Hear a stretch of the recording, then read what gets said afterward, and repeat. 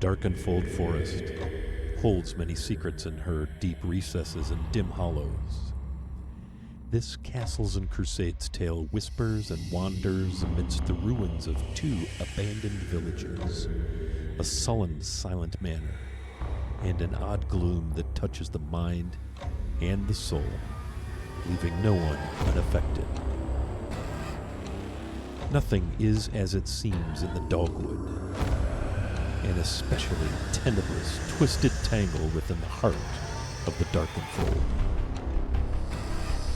Growing disquiet and twisted dreams eventually overcome those brave or foolish enough to seek the source of the brooding malevolence. Which of our characters will survive to see the end of this dread tale?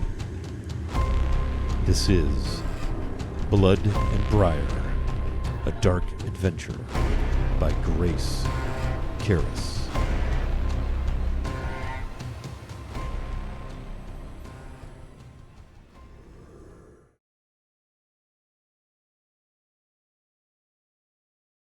I'm going to unmute myself now. We're back. It's session 4. We got the OG creator of this here adventure in the house, Crane Wrights, also known on Earth as Grace Carras. She's our author of this horrific tale. Man, we're excited to do this, man. It's been a lot of fun, and what an awesome story. I will say this, to pull this into a 4-session window for a streamed, kind of narrative arc, we've left plenty of things out of the adventure. So this thing is probably good for 6 to 7 3-hour sessions, 3+ hour sessions. So it is rife with horrific goodness, this here Blood and Briar. You can find it in the Crusader magazine, which is a publication from our friends at Troll Games, who are the kind of the founders of the feast for the Summer of Siege. So welcome. If you want to get this, it is on the Troll Games website. That's trollgames.com. We'll drop that in chat later. And it's an adventure published by Grace Carras called Blood and Briar.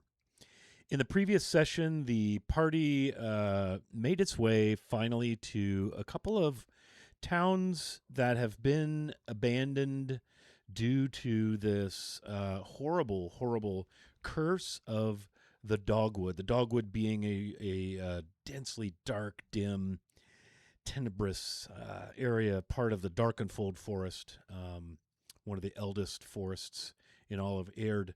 And this particular part of it is awfully just gnarly and bad. It's bad. And a curse has been put upon this area, and no one really knows what or how precisely it got there or what it's all about, but it's there and it's bad. And so last session, the party explored Roslo. They found the home of Marcel Rideau, who was a prominent figure in the von Brecht family, friend of Ulissa von Brecht, the matron. Good Cape the Red was her adventuring name, and she and Marcel, a wizard, were friends. And Marcel, too, has fallen under the curse of the dogwood. She's actually a cat, a house cat. But the party managed to solve a riddle and break into Marcel's magic lab, and they found the blade of a dagger, but it was without its handle. The information in the lab spoke of a bone handle that needed to be found and kind of reunite it with the dagger. And so they left Roslo in search of Keshem, with the ultimate destination being the Von Brecht Manor. An odd fellow in the Longhouse Tavern in Greenbrier a few sessions ago enticed our group to take up this cause, and he is introduced himself as Bernhard, the intendant of the Von Brecht Manor, and pleaded with them that a cult of Orndul, the red god, had assailed the manor, and he's fearful that they may have done something to or with the von Brecht family, that he named as the Baron Dietrich von Brecht, his wife Anna, and their son Peter. so the party has taken up this cause, and they make it to Keshem on their way to the manor, which sits on Heth's Perch, just above the town of Keshem. And they've discovered this awful creature, an enormous sort of wolf being, um, rather werewolfish, exaggerated claws and fangs, and as this wolf was sleeping on a big pile of rubble that used to be several homes, of one of which the home of Bernard, uh, and a music box made of Murin wood was playing a tinkly soft tune. And when they stopped the music box, the wolf awoke, as they had noticed the wolf had hey Dave, had a piece of bone clutched in its giant paw, sort of clutched to its chest as it slept. And the party managed to, after a few interesting machinations, managed to snatch away the bone um, from the huge creature. And the creature came to and was awoken. And they actually had a bit of a lucid moment. A few questions were answered, and the creature identified himself as none other than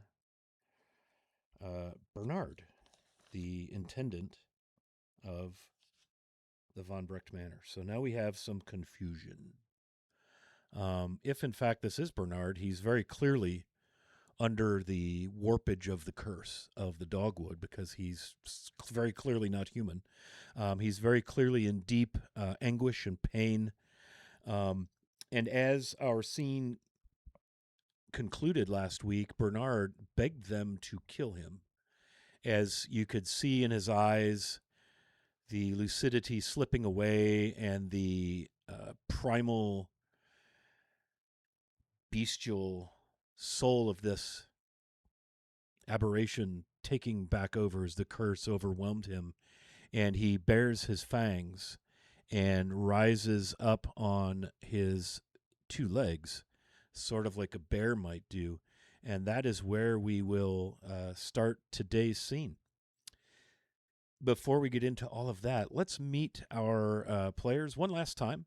Again, this is our final session of this Summer of Siege game, Blood and Briar. And let's go, we'll go clockwise around the circle this time. Sinric, Grognard Rich, tell us a bit about you and your character. The TLG forum, I'm known as Grognard Rich, and I am playing Sinric or Kinric, the Rune Mark, which is a new class available from the Adventurer's Backpack.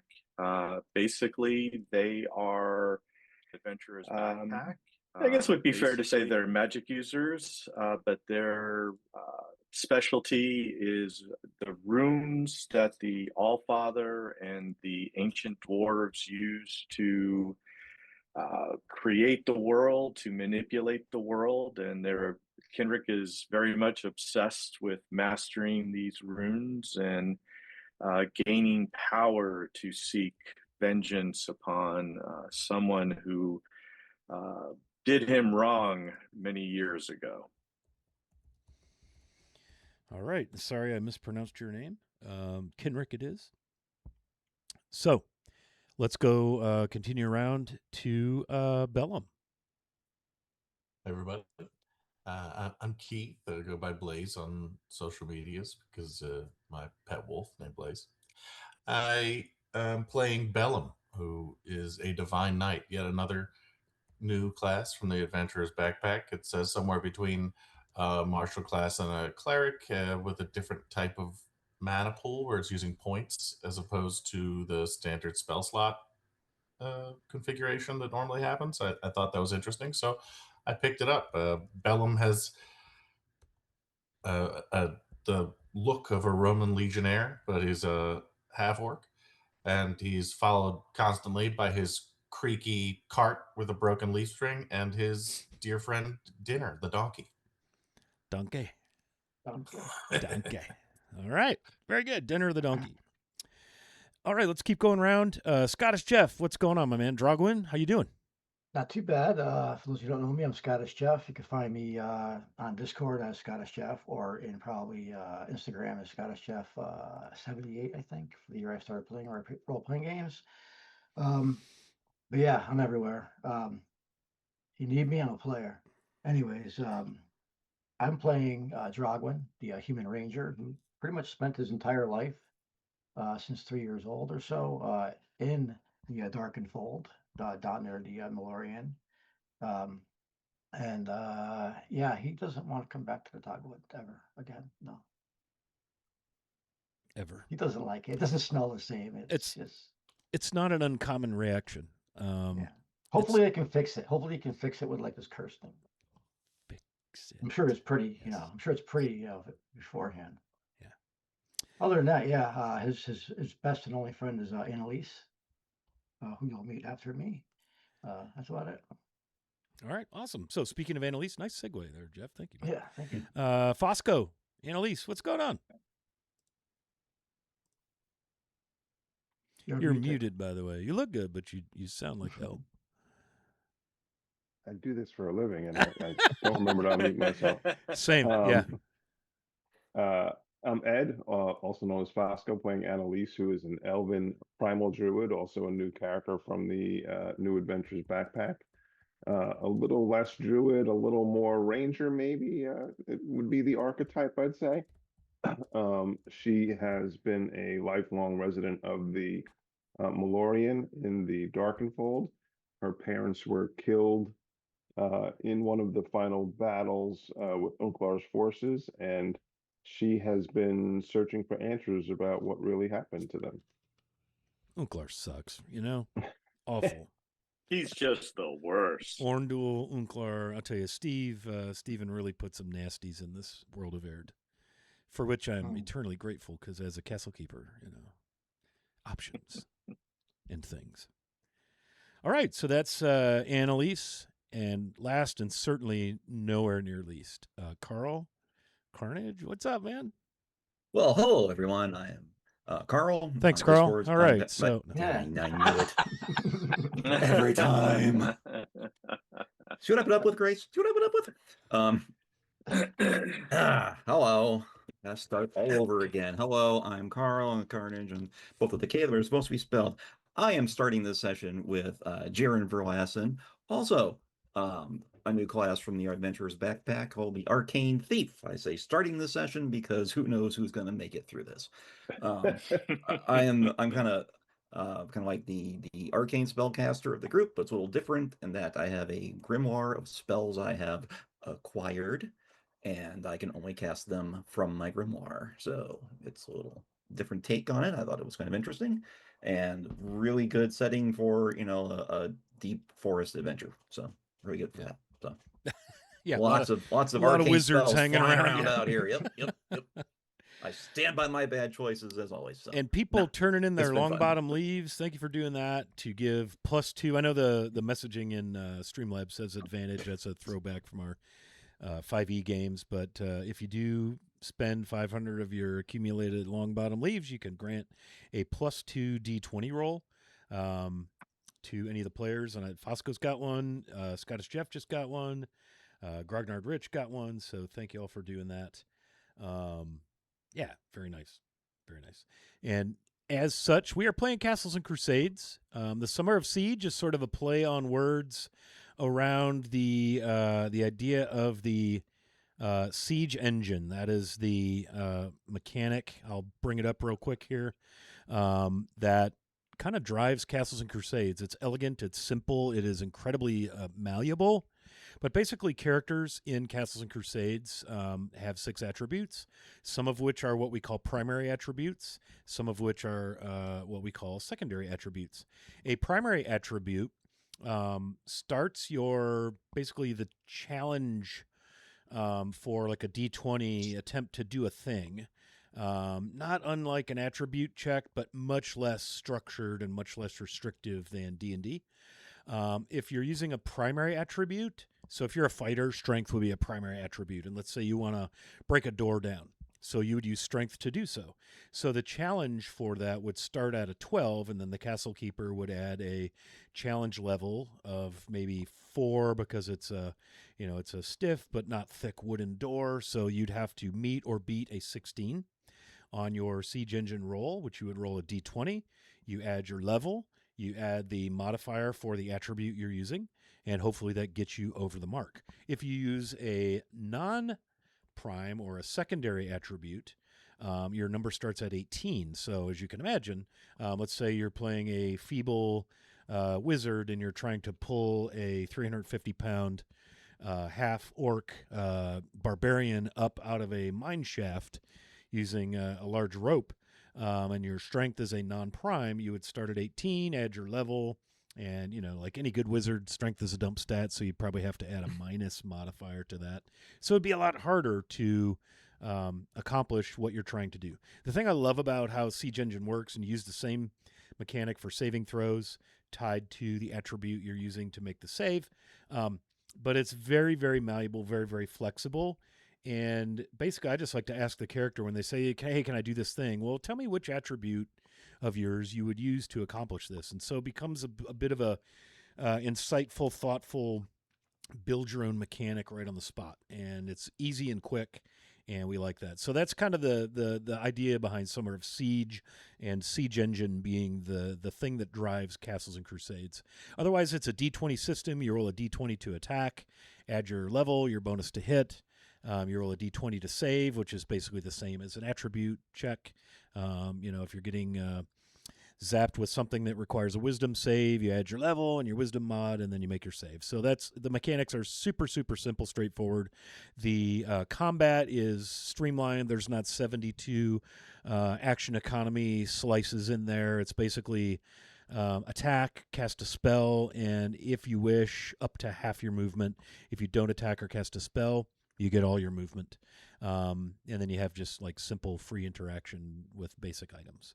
So that's Castles and Crusades in a very, very compact little nutshell. Let's play our game.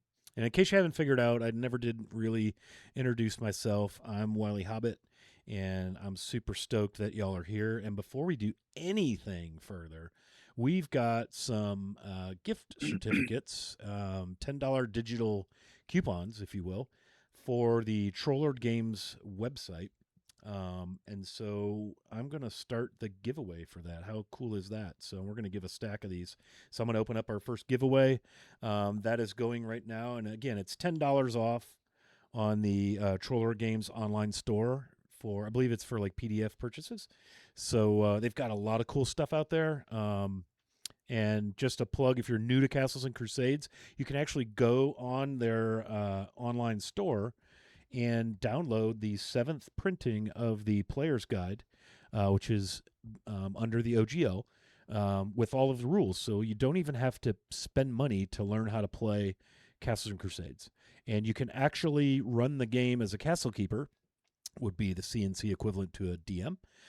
With the Player's Guide. You don't really have to have the Castle Keeper's Guide. That's more of an expansion, lots of options and things. So I think that's really cool that Trollord Games gives you, albeit an older edition, but there's no additions. It's just an older printing.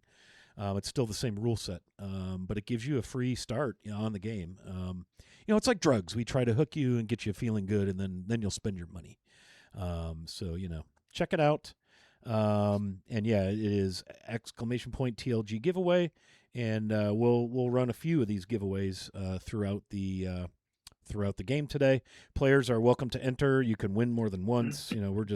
We're a lot of things here on the Wily Hobbit Twitch channel, but stingy ain't one of them. And we'd like to thank Chuck and Obsidian Risk Scott at Trollord Games and Grace at Trollord Games for promoting us and for Summer of Siege. And so the party finds themselves in the waning hours of the day in Keshem, one of the abandoned towns in the Dogwood. And Keshem, is actually the closer town to the manor. If you look up through the trees, which are quite thick, you can see sort of the vague outline maybe of the roof line of the manor up on Heth's Perch above Keshem. But you don't have time for all that right now because you've been conversing with this monstrosity, this aberration of a absolute miserable, mind-shattered wolf thing that has apparently begged you to kill it and gone back into its curse and is standing before you. And I'm going to ask you all to please roll initiative. And one of the cool things about Castles and Crusades initiative is it's a simple D10, and we start in 10. 10 goes first, 9, 8, 7, 6, 5, 4, 3, 2, 1. With a tie between like monsters and players, I just go player first. But it's just that simple. We don't have a bunch of mods and complications and all of that stuff. So we're going to go ahead and roll for initiative. And we are on initiative 10. And you guys are in the ruins of Kashem. Most of the buildings have been destroyed, knocked down, fallen down, reclaimed by the forest. And before you stands about a 12-foot tall, hulking, menacing, snarling, twisted, anguished, horrific wolf thing. Does anybody go in 10? How about 9? Bosco. No, Annalise. Bosco. Annalise? You're Okay. muted. Muted. Still looking good, though. Thank you. I did my makeup this morning. I go on 10. I'm going to cast Bark on myself. Bark. Okay, so what is Bark all about? Bark lets me take the form of a tree or add +3 to my armor class. I bet So I'm that gonna form do of a that. tree thing does a number on your movement, though. Yeah, yeah. My agility is not great after that. And speaking of trees, man, this forest is wicked cool. The Darkenfold at large is named for the Darkenfold oak, and it is a giant oak tree. They grow to great girth and height and darkness. The bark actually absorbs light, so if you walk past a grove of these or through a grove of these oaks, your torch doesn't flicker off of the bark. It absorbs into the bark. So light essentially is cut basically in half. Campfire, torch, light spell. 40 feet of typical firelight becomes 20 feet bright, 10 feet dim. Hence the name Darkenfold Forest. So you've cast bark upon yourself. What is it like when Annalise casts a spell? Her skin takes on a darker hue and it starts to look a little craggy. The spell is conditional upon the type of material component she has. So she has pieces of the blackjack oaks in the Darkenfold, so it actually gives her +4, and then another +1 because she's 6th level, so it's +5 actually. La-di-da. Ooh. Aren't we fancy? Yeah. Nice. Okay. Do you wish to move at all? We're basically, you all are essentially kind of in a group around this. You're all kind of conversing. You've got this piece of bone away from it, and you're kind of standing, oddly enough, by the mailbox of Bernard Duboulet there in Keshem. And you're all basically within 5 to 10 feet, so easy arm's reach for anyone. Isn't that perfect? Do you wish to move or anything, Annalise? I will move half my movement back away from the wolf slowly and keeping my eyes on him. Okay, that seems like a reasonable thing to do. How about anybody going in 9? 8? Yes. All right, what do we got, Drugwin? Well, first of all, I want to thank Gilspierre Dave for the bonus that I was thank you, Dave. bestowed. Second of all, thank you, Grace, for a wonderful game. Yes. Thirdly, in honor of Steve Giro, I will open up my Dr. Pepper. Nice. And last, I will ask the CK a question. Is this creature a humanoid, or is it out of the range of a ranger's ability of humanoid? This thing is a monstrosity. Like an abomination type. Yeah, it's not natural. Yeah. No problem. It looks like it ought to be, but it really isn't. Yeah. All right, that just changes my thing. This thing, does it have any kind of debris around it? That kind of it's a little higher? It's like a basically busted on a house? nest of smashed dwellings. Yeah, So- I'm just gonna basically run towards it. I know I'm close enough, so it's within like half movement. I'm gonna kind of run up some rubble and whatnot, and I'm going to do a flying punch right at its face. I want to start the fight with a knuckle duster. With a little swirl of excitement. Yeah, I want to start it before I pull my weapon out because I figured when this thing said kill me, I wasn't even thinking. I just kind of like, okay, and I started looking inside. I said, you know what? Let's jump it. Oop, let's get it in the box.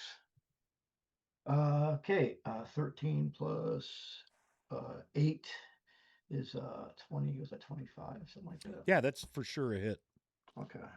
Let's see. I don't do much damage with my knuckles, but we will do max damage of 3 plus 3 is 6 points of damage. I just punch her right in its little snout. Yeah, so it just like kind of squeaks and whimpers a bit as you punch it right on the I'm kind of nose. doing the action is basically I'm flying at it, punching, and I'm just gonna kind of like just go past it, kind of like using the momentum of my swing to just kind of spin around it. So Yeah. now I land on this other side. Okay. Basically, I punched it, went past it. Okay. And I don't do a 3-point landing. It's not good for the knees. Sure. Yep. Okay. Anything else? That's movement and combat That's or it. attack. I'm Yep. done. All right. I'm done. Anybody else going? 8. Excuse me. Hiccups. 7. I do. All right. What do you got there, Kenrick? I am going to cast the rune called Inertia, Okay. which causes him, if he fails his savings throw, to stop all movement for 1 round per caster level. That's So actually pretty cool. a dexterity save will negate the spell. Okay. As you might surmise, this thing being what it is, his primary attributes are all physical. Okay. You got this. Fair fight. His power versus your level. You got That's this. right, man. That's right. Fair fight. You know, it evens out, man. It's a 50-50. I guess you also have to adjudicate if I'm within 60 feet of him or not, Absolutely. which I Yeah, assume I am. So you guys are all right there. Yeah, we're right there. We were talking to the guy 2 seconds ago. And all of a sudden he said, kill me. He got all angry. Okay, so this thing is level 6, 7, 13. What's my CL I have to beat? You're level 6 caster? Yep, correct. So 6 plus 12 is 18. I have a 13. I failed. Oh, shit. I've failed in my bid to resist your damn thing. Wow. So he kind of like almost looks like he goes paralyzed, right? Yeah, it says he can't move, he can't speak, his breathing becomes shallow. He can still, I probably shouldn't tell you this, but he can still use any mental or psionic attacks and could cast any spells that require no components or hand gestures. Yeah. Okay. So is he like immobilized or something? So he's Yeah, basically he's completely frozen. Just frozen is a great. Excellent. For how long? 6 rounds. Until I kill Kenrick. Or I die. Yeah, I guess there is that. Just wanted to insert that. Yeah. Does he get a save each round, or is he just 6 rounds? He's stuck. He's stuck. He failed his savings throw. That is a hell of a thing right there that you've done. Yeah. I would have figured at least every round. Hell of a thing. Yeah. So you basically see his eyes, and all you can see in his eyes is a combination of rage, primal rage, and fear, and maybe bewilderment. Just yeah. Okay. So any movement? For me, no, I'm good. Yeah. Nice. So Rune Mark is a really, really cool class. And that book I was holding up, this right here, is like the Uber companion. If you play Rune Mark, you need to get this book. It's like $20, I think. That's my next. And it's got all the rune magic in it. One nice thing is the spell book that they're working on, the adventure spell book. That rune lore book will be in that. That's what I'm waiting for. I backer kitted that, so that's pretty cool, man. I didn't. I'm waiting for it to be available at least. Yeah. All right. Very nice. Well, not really, but okay. Anybody else going 7? How about 6? 5. I do. All right. What do you got, please? Well, you see that Bellum was starting to chant some sort of a prayer, but when he sees that this thing is immobilized, he drops it and draws his weapon, runs up and swings his falchion. Wow. What was that? Can you like probably a +4 to hit? 16? 16 is his AC, so you're good, but I'm going to look up. I believe there's a combat situation. Like pinned What or happens something. if something's immobilized and Prone gets or hit? defenseless. Prone is, yeah. Let's see. Combat precision. Defender is prone or blind. Modifier is +5. It's +5, yeah. He's not really defenseless because he still has his hide, but he certainly doesn't have a dex mod or anything. So it's a +5. So, but you hit with a 16. So, hit me with some damage on that falchion strike as he just kind of 9. Okay. Max damage. Look at you guys and your max damage. Very nice. Okay, off to a good start. None. Anybody else on? What's weird about that falchion? That's a bladed weapon, right? Mm-hmm. Is it doesn't seem to do as much damage to him as you thought, especially when you ring a true hit like that. When you max damage, you would think it would do more, but it does not. Maybe due to the thick hide turning the blade partially. Or enchantment. But yeah, it doesn't seem to quite do as much. It doesn't deal quite as much pain. Yeah. Okay, 5, 4. Okay, on 4, the dude is going to try to go, and he's just like can't move. So he'll whimper loudly. 3. How about Carl? Just go ahead and go. Yeah, what do you got, man? I'm going to go on 3. All right, Jaren. So Jaren was over off to the side. He had his grimoire out. He was thumbing through. And then he looked up and sees the guy's frozen. And he goes, and he flips back to another page. New plan. And because what I was going to cast wouldn't really matter right now, so instead I'm going to cast the spell Shock Bolt. I'm going to basically, as I'm reading this from my grimoire, the words, as always, just start to dissolve and dust and poof right out of my book. But all he has to do is make a dexterity saving. Oh, he can't. That's too bad. Not. So basically, I'm shooting. I'm pulling the Emperor from Star Wars, and I'm blasting him with bolts of electricity fly out of my fingers. Okay, seems decent. Yeah, we're a little inhumane, perhaps, but you guys are hacking away at this guy. And he's held. And he did ask. He did ask. He did ask. Yes. So that will do. D4s are hard to pick up sometimes. There we go. They are. Yes, they can be troublesome. Don't step on them either. Yeah. And all right. So there's 9 plus because I get how many? It's 6 of these. 10, 15 points of electrical damage. Well, that seems really good. Okay. Yeah, so, and parts of his fur begin to smolder and smoke as he, you can see his eyes like roll back in his head, and he'd clench his teeth, but he can't move them. So, all right, so that was a complete first round. 1 round of inertia done. Love that rune magic. Yeah. So using the language of the All-Father to create magical effects. Very cool. Let's roll initiative again. Another thing I love about Castles and Crusades is initiative changes every round, and it makes combat. You see how much quicker it is, but also very dynamic. Anybody with a 10? Okay, I got Bernard. He goes in 10, or Wolf Guy, whatever this thing is. And he, again, is unable to do anything. So anybody in 9? I saw an 8. Drogwin, I believe. Is that how many fingers you had up? Yeah, I had 8. All right, sir. Again, Drogwin noticed that that he something just kind of like stopped. He didn't really know what happened. Okay. Yeah, he's quite stationary. Yeah. Yeah. So he sees the opportunity, and he just literally, as he runs at him, will draw his falchion, and part of his play, he draws it, and that's how he strikes too. Gonna come right up back and go at his gut with his magical +1 falchion that used to be his father's. So he's motionless, so it's a +5 on my to hit.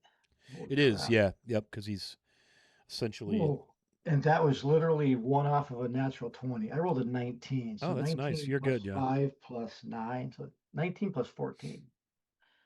Yeah, for sure. Yeah. Okay. Damage on a falchion. That's 4 and 3. So 7, 8, 9, 10, 11. That's 11 points of damage. Okay. You as well, you notice that even a magical one, huh? It doesn't seem to. It's tough getting through this hide, or something seems to be not allowing the blade to do as much, lethality as you might have hoped. I'm just kind of noticing that kind of a little bit, and I mutter loud and I say, "Okay, well, at least you're not going to make it easy for us." That's right. That's right.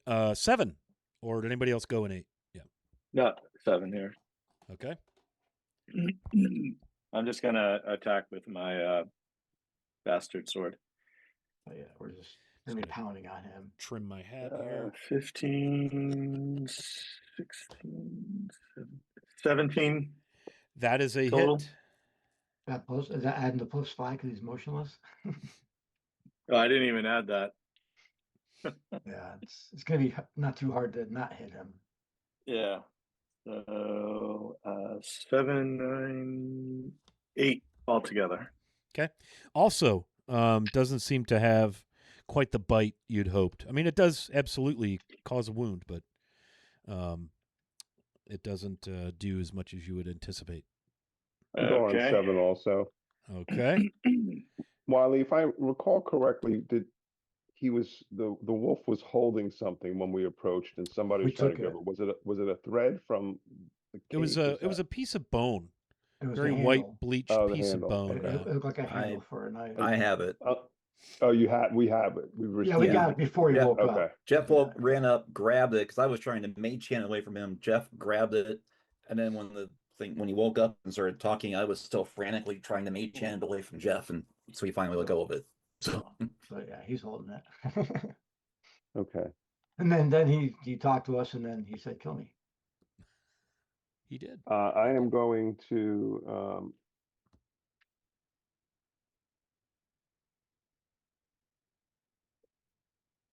I guess I'm going to attack with my composite short bow. And I rolled the wrong die. 15. 15 with a +5 because he's not moving is a hit. Okay.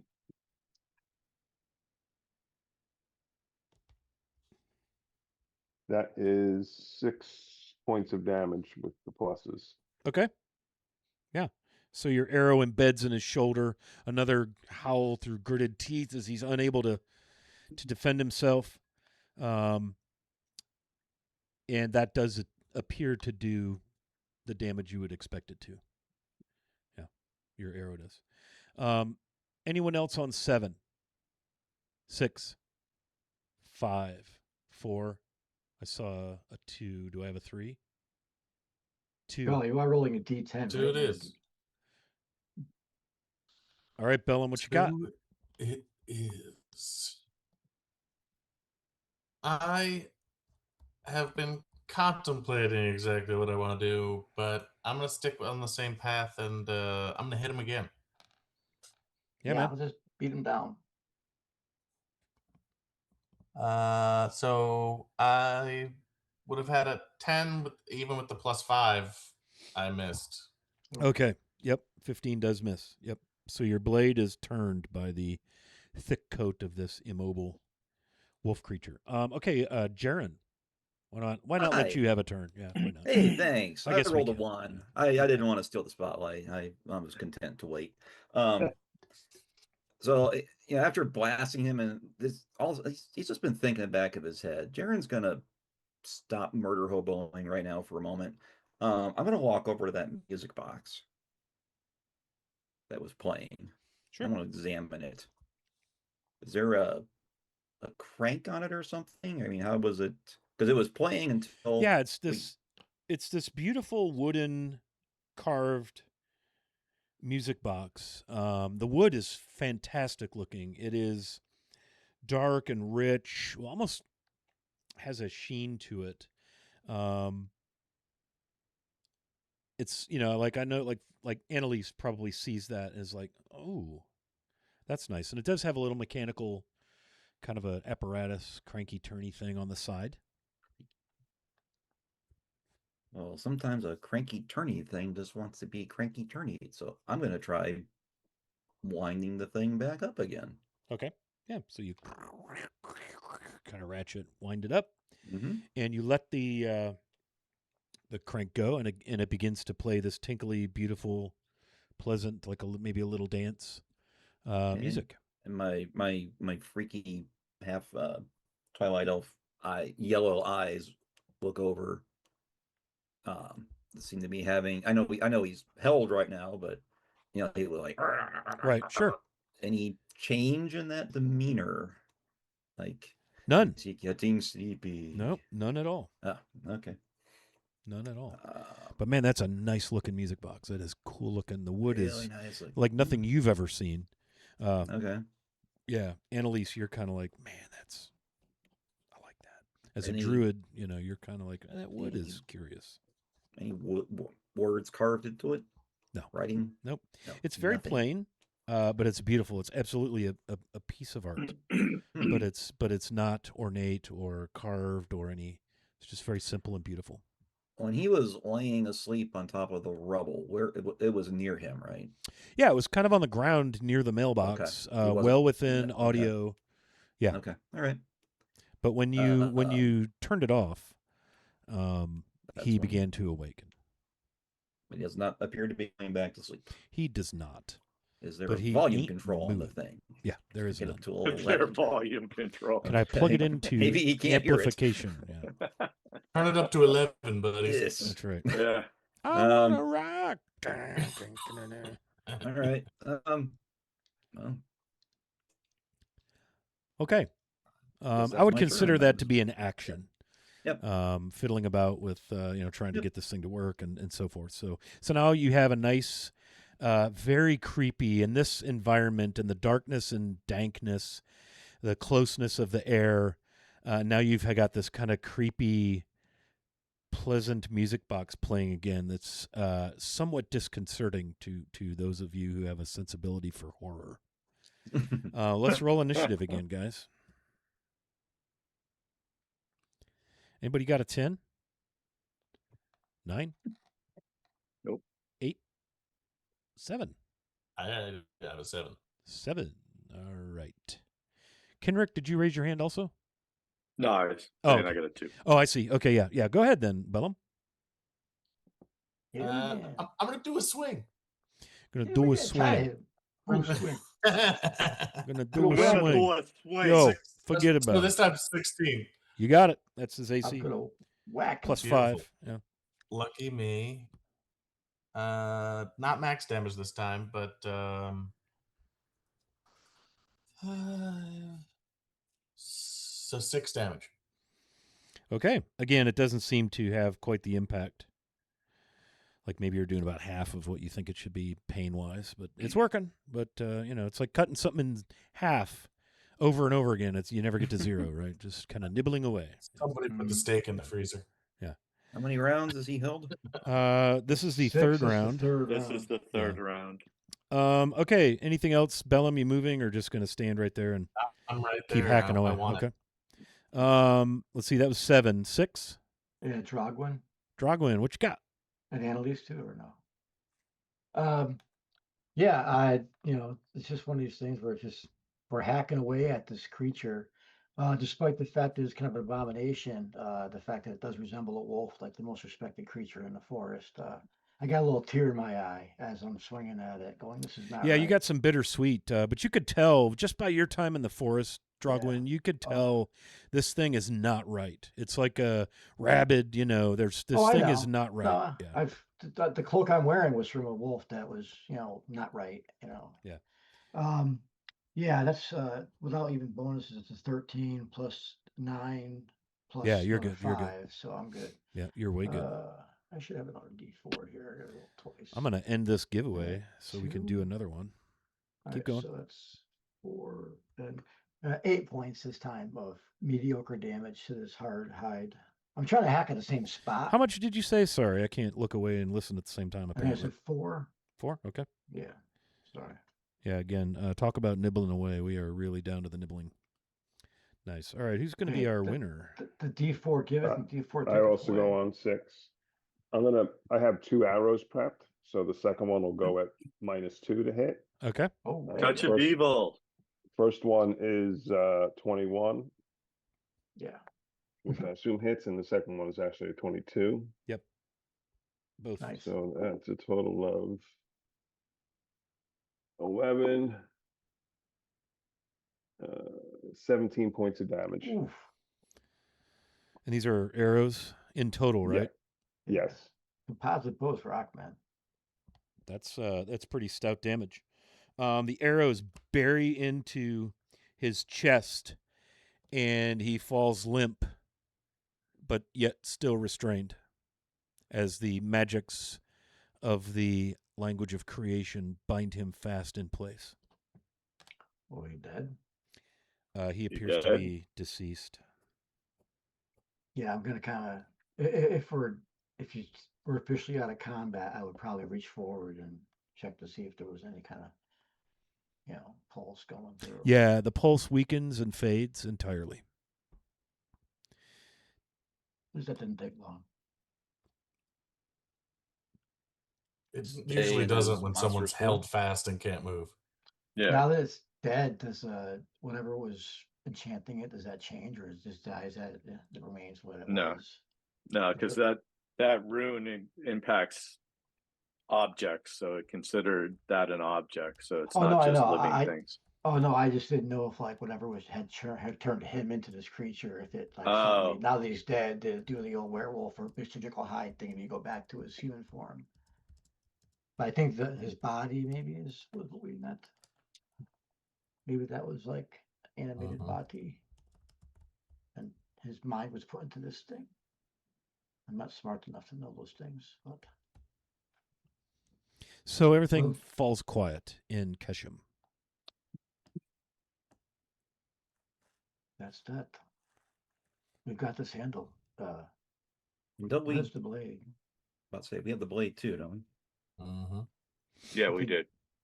Yeah, you grab the knife blade in Marcel Rideau's. Oh, I know. I was just wondering Lab. who had it. Right. Who's carrying it?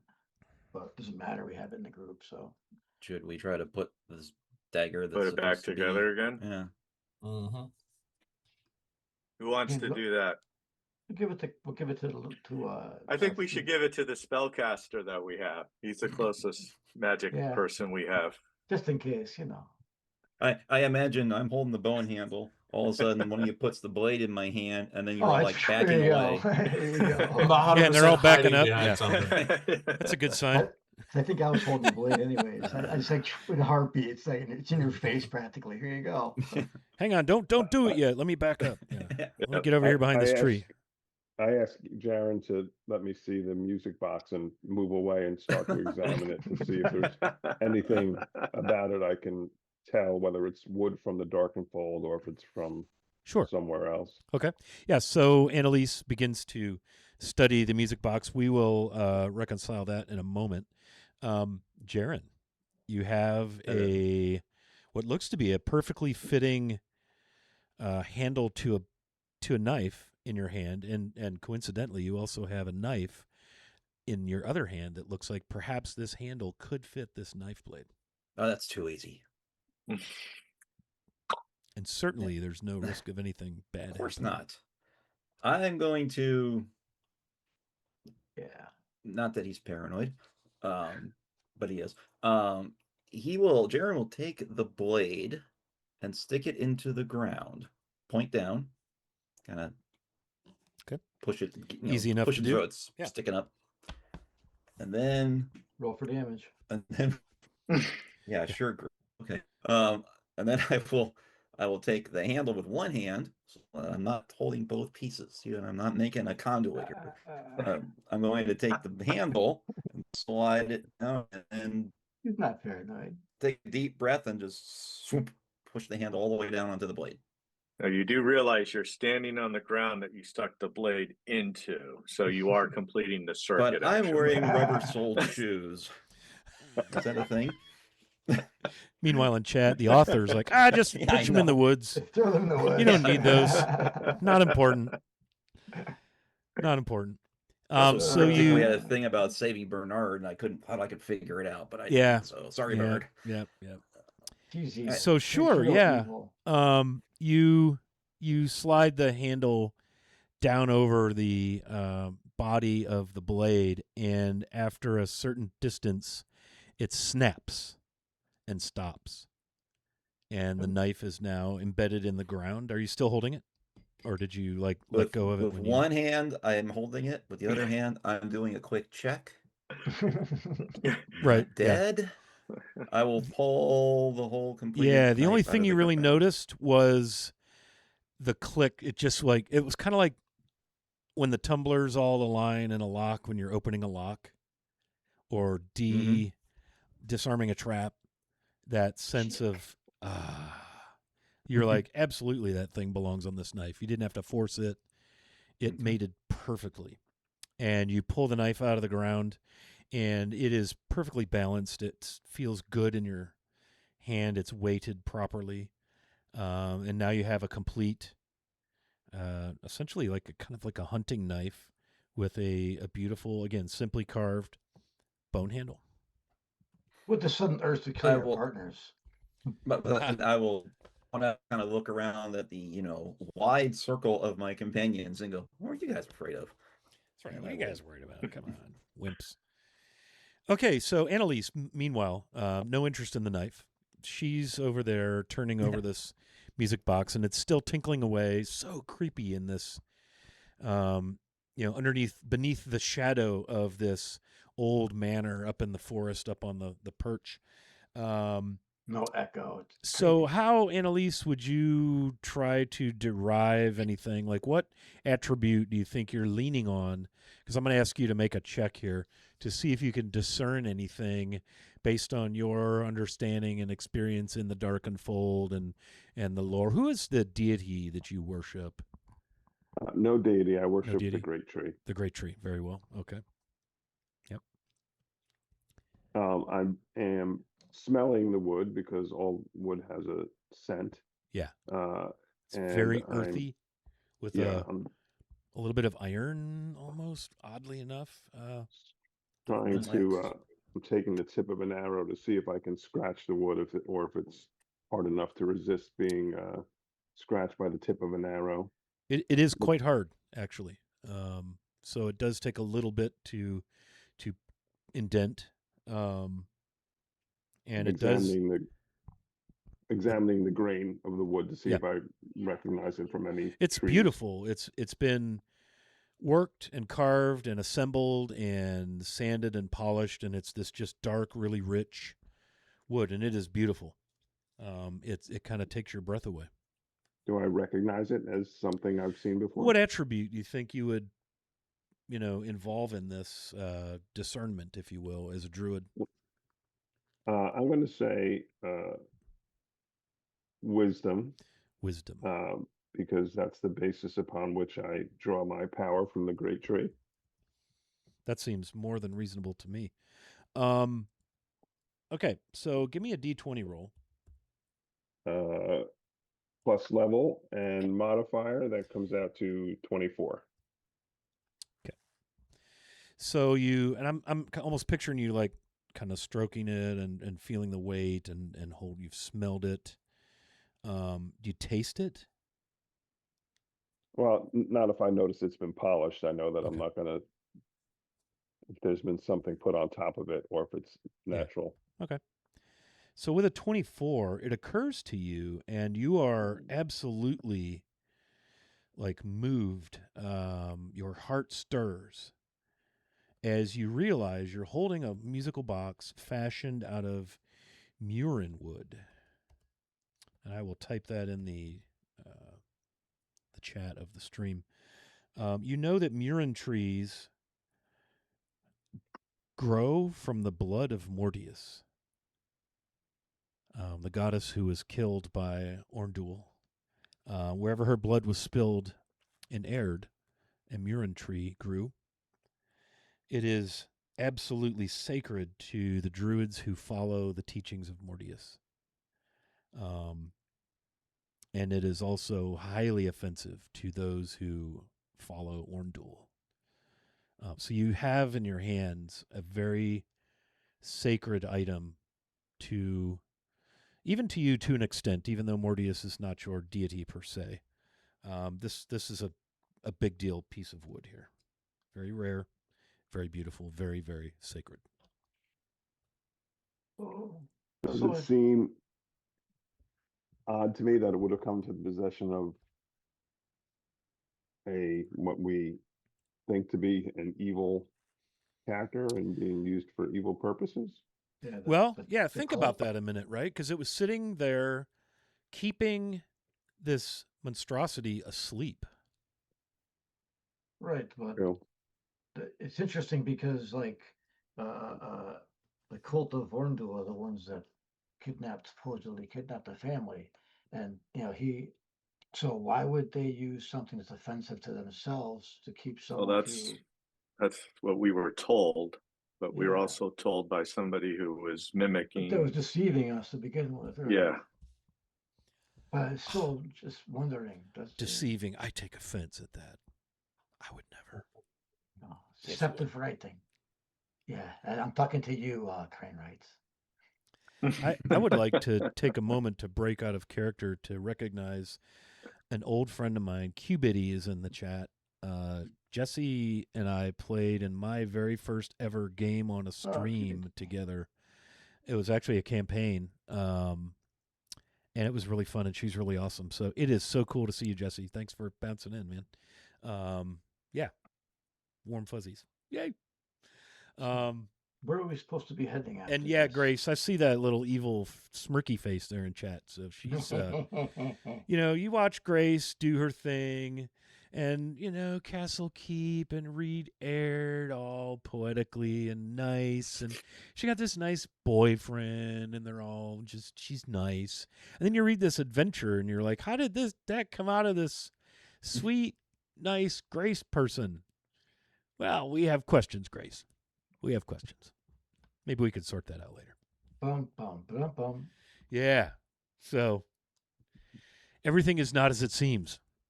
But yes, so you have another enigma, if you will, in your wrapped midst. in a riddle. Yeah, we need to get to that mansion, right? It seems to be the next thing. Do a quick little, since I'm the closest thing. Actually, wasn't that where we were heading? Wasn't that where we were heading before we encountered this guy? Yeah. Well, no, we gotta empty out his mailbox and find the money that we were promised. Apparently, there was some cash around here, though it may not actually be here since we're kind of thinking that it was the wrong guy. A ruse. It does say ruse. Was Monster Bernard wearing anything? Like they have, like tattered clothing or something? Tattered. Palma's quick little search of the upright dead body. Yeah, well, he's in a surgical position, I guess. Nope. Does he have anything? I'll read you the description again just because it's so freaking delicious. A beast of incredible size, his wolf-like muzzle curls into a snarl at some unseen victim in his dreams. His teeth are white and dagger sharp. The fur coating his body is the color of iron, gleaming like a sheet of metal in the sun. The muscles of his back ripple occasionally like a horse's. This creature, this werewolf-looking, is as big as one of the houses that make its nest. Crushed to its breast by its massive paw is a curious bit of bone, carved roughly 6 inches in length. There you go. Yes. You forgot to describe his money pouches. No money pouches, no clothes. Yeah. Okay. All right. Just make sure you didn't skip a paragraph. Important. Nobody got hurt, right? I mean, you did get the key to his quarters from Bernard and Greenbriar, so. That's real.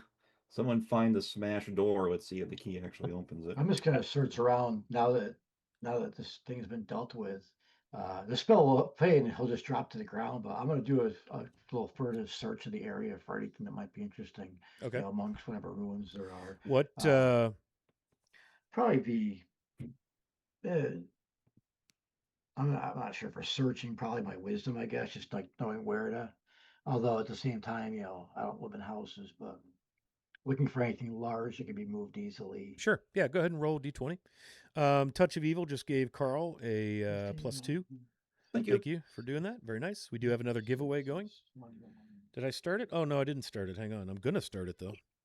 All right, now we have another giveaway going. I got a dirty 20. Okay, so. very good. So you search around the rubble and around the decedent, and you find nothing of any interest or value, just broken Everything's busted stuff. Yeah, just absolute debris and rubble. Yeah. Me not living in buildings to begin with for the most part, even if I saw something that was broken, I wouldn't even know what it probably was to begin with. Yep. KY Hawkeye, good to see you too, brother, man. Thanks for joining. KY runs a stream. It's pretty fun. You should check him out. I say we head to this estate. Get to the bottom of this. Gotta be answers there. Wrap this up. Burning daylight. Yeah. What's in the mailbox? Bills.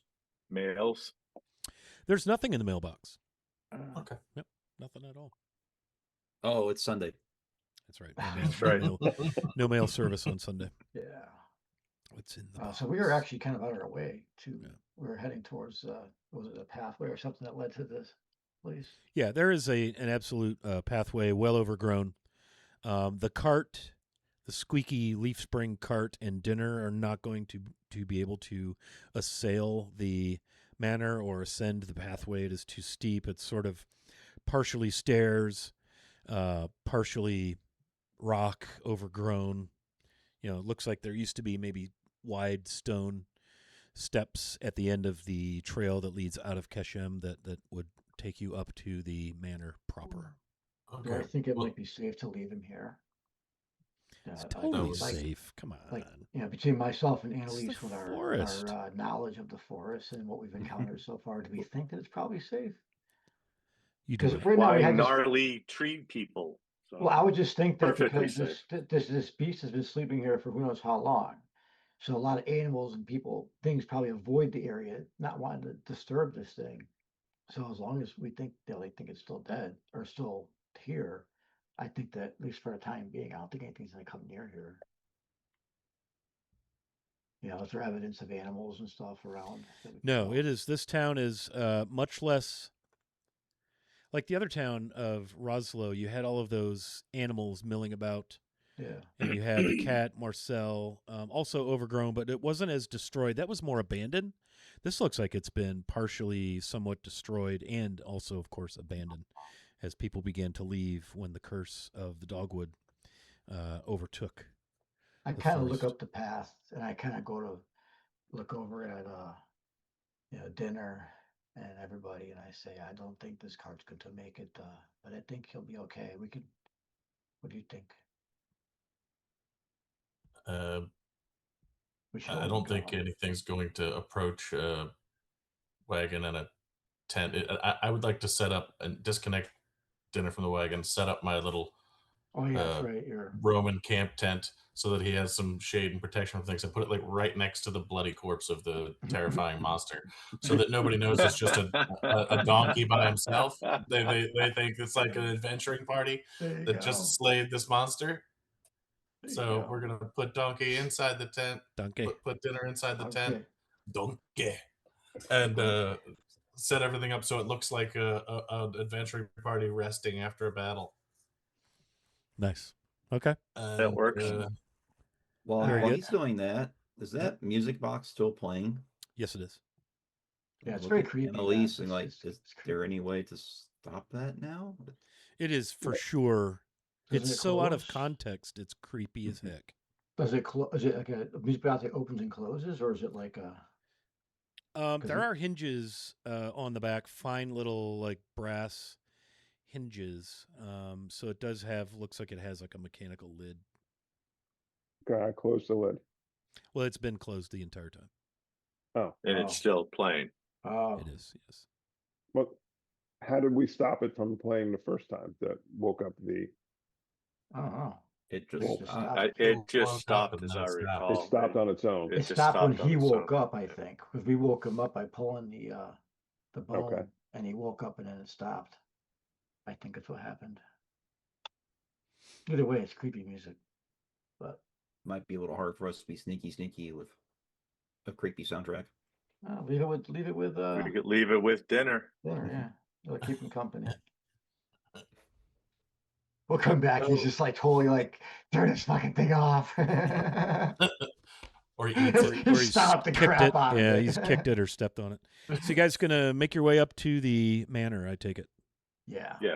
Very nice. I'm going I- to set Squeaks out on the path and ahead of us to Okay. see if he can scare up any twig monsters or Yeah, sure. tree people to see if there's anything out there. Very well. Yeah, we don't So talk you about begin twin to monsters. hasten up the trail. Again, there's broken stone slabs, but there's roots across it, and thorns and prickers and vinery. I mean, the forest is slowly reclaiming this.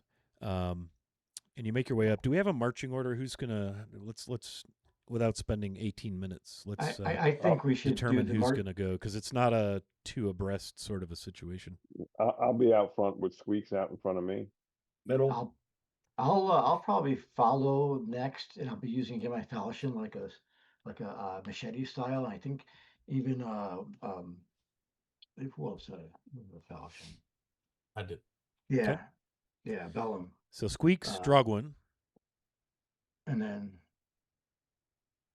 who's Karen Grog- will take middle. Squishy middle guy.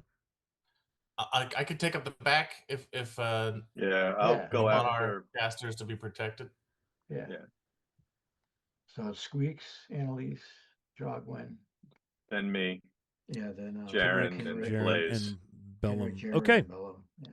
So you begin to make your way up there, and it's somewhat treacherous, just because it's a bit steep and the stairway is broken and things are overgrown. You catch, you have to like lift your ankle to get it unhooked from some sort of a vine or a pricker bush that's grabbed a hold of you, and it's a slow process. It takes you about 15 minutes to ascend the way up there until you get on level ground, and you're probably 60 feet above.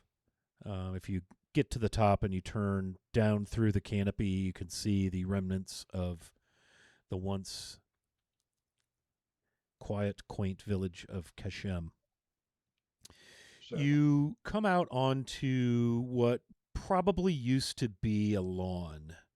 Again, the forest is quickly reclaiming this, but you do see the eaves, the roof line, the stone and timber construction of a manor home that in its day was probably quite fine. You've reached the ultimate destination of this grisly little journey as it comes into view, looming atop this bald hill amid the dark boughs of the surrounding wood. The Von Brecht Manor seems less built than revealed. Its pale quartzite walls flow straight from the hillside itself. From the base of the wide staircase that spills from its entrance, it's impossible to tell where the hill ends and structure begins. Tall doors wait at the stair's summit beneath a plain arch, flanked by columns carved in the likeness of rooted trees. The manor is not ornate or showy. Its beauty was shaped to endure, unyielding, nearly luminous, and inseparable from the rocky hillside in which it is nestled. It very much appears to be part of this environment. But again, the forest is attempting to reclaim the bald hilltop known as Heth's Perch. What do you do? keep going, I guess. I'd like Yeah. to approach. Okay. So you make your Broken way it says across the abandoned. lawn, which is hard scrabble, some low, dry shrubs, a tree or two, but you could tell at one point this was probably a grassy, well-kept knoll top.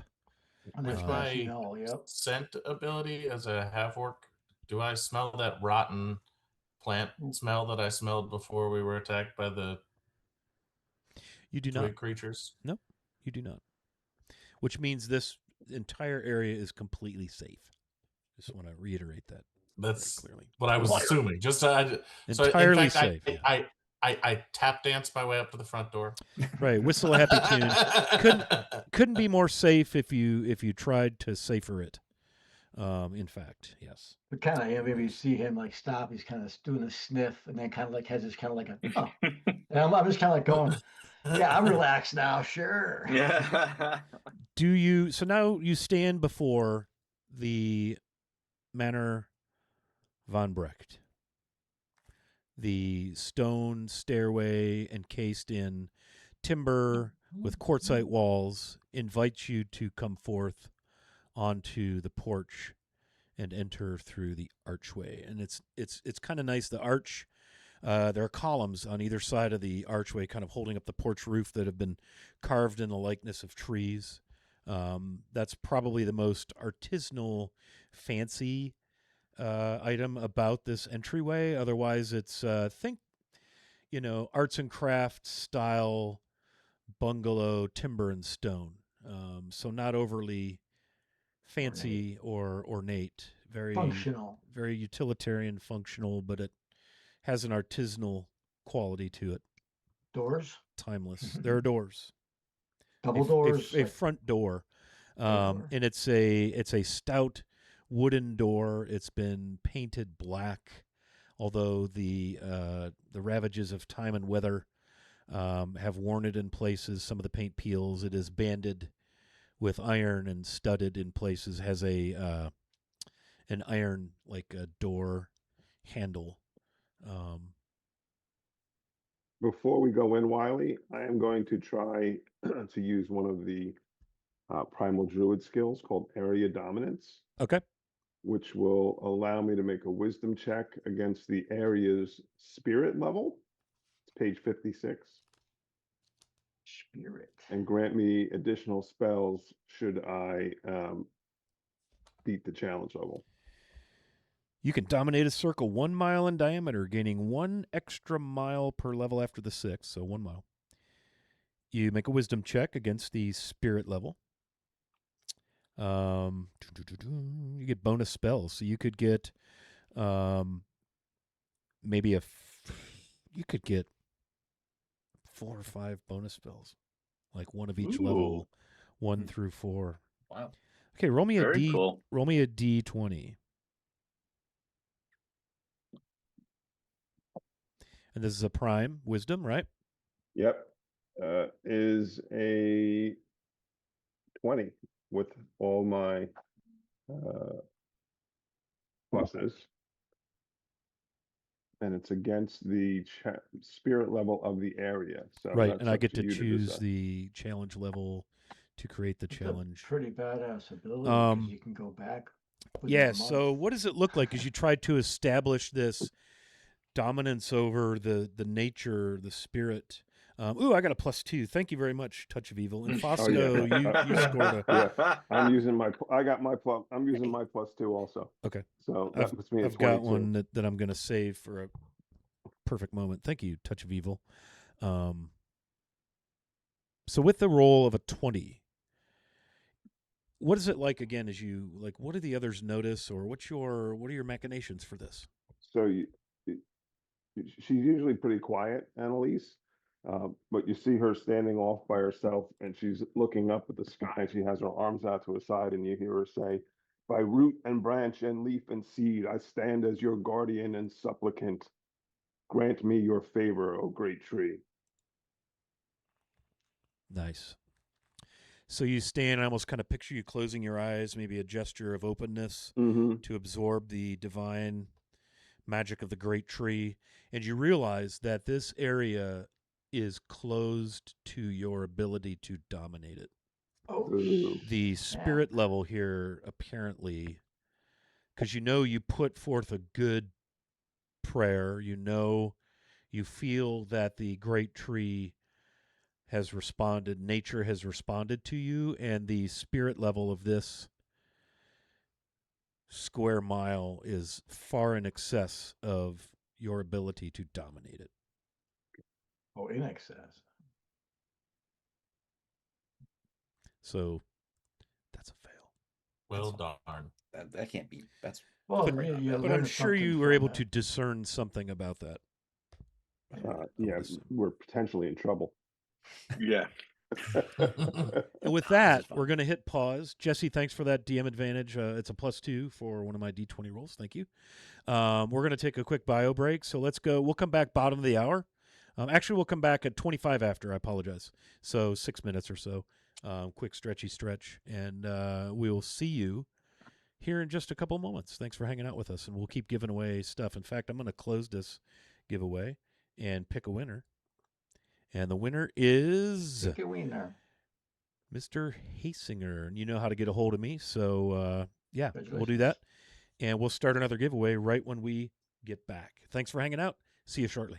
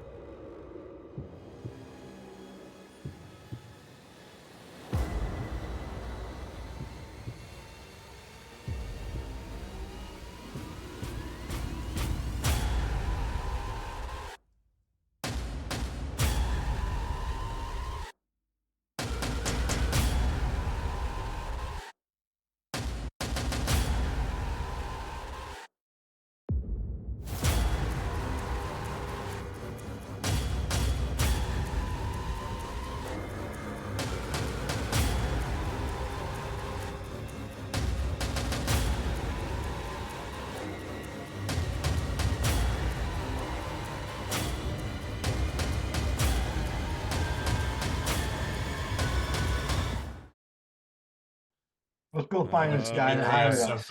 Let's go find this guy that hired us. You know. We're back, people.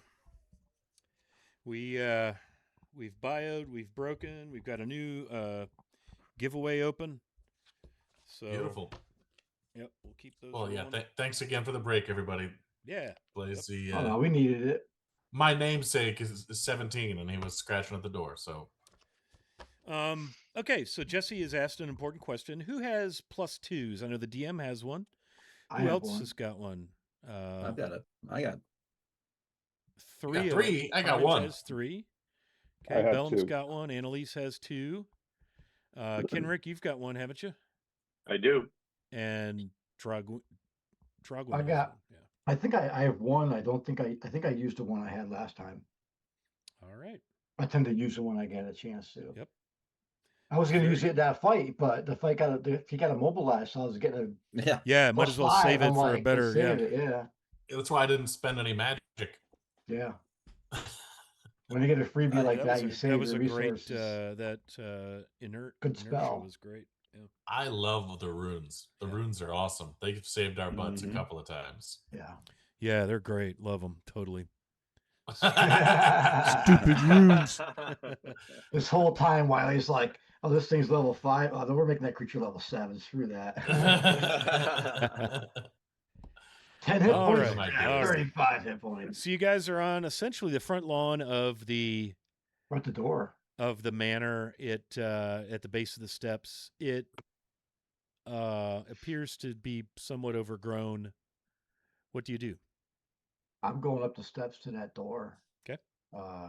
And I'm like, for some weird reason, I feel like the most comfortable and safest and normal I've been since probably entering a dogwood. And I'm just gonna I'm like, you know what? Let's just see if the door's open. And I'm gonna take the handle. I'm make gonna try to run up before you do that. Yeah. Scramble up and grab behind him and like what? What? Just The what? door is What? slightly ajar. Ajar. I'm going to do What we in a thing pickle? called listen. I just want to listen for a moment. Oh, go right there. Or he throws the door wide open. Okay. I kind of Is this a just spell? step back. Or a Nope, class it's a- feature? Half race ability. I get to listen. Oh, I okay. step Like a back half and I elf. say, "Be yeah. quiet, everybody. He wants to listen." Nice. I'll just back away and gesture to the door. Yeah. Listening accomplished. Sneaky sneak. Yeah. We're all set. Let's go. I think I'm just like, that last fight. I'm just like, I just want to barrel through this. I hate this place. That's I wanna get also a that- good question from your friend Cubity. Are they stackable?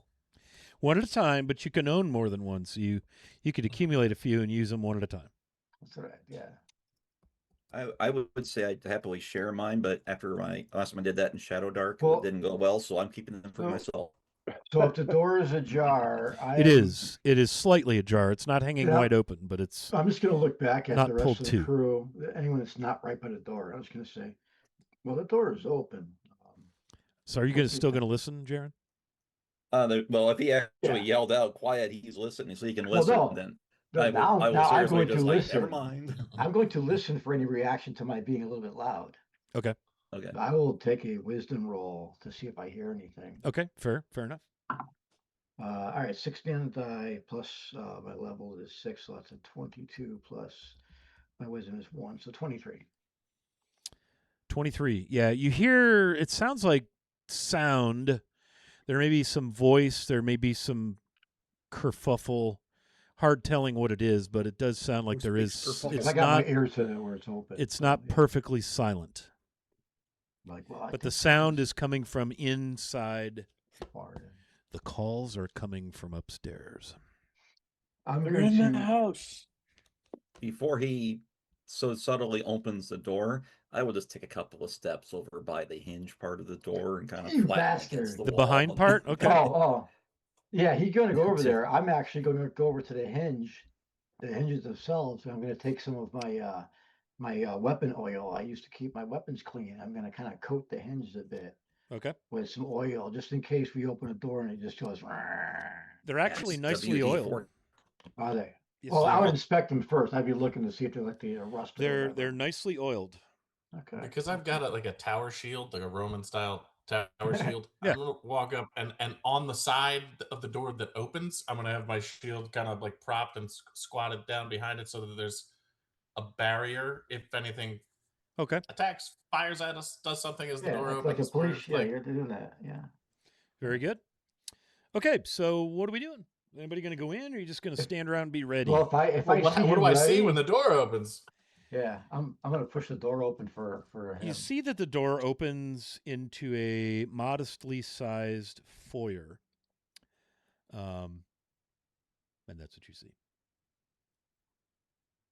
How All right, lit I is will- it in here? How bright is it in here? Can we see? It's dim, and you've kind of reached twilight, so it is sort of dim. I've got dark vision, so I'm walking in, or kind of Okay. crouch walking in. So behind you my enter the shield. front door.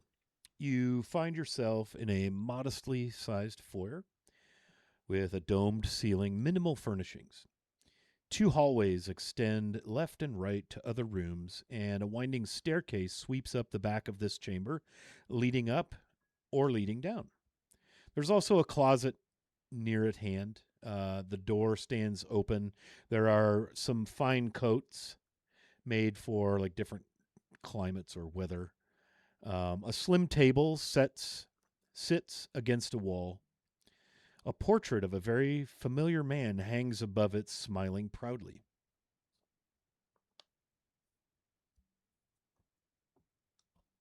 Does this room look like it's been left to the elements for a while, or is it No, just Looks clean.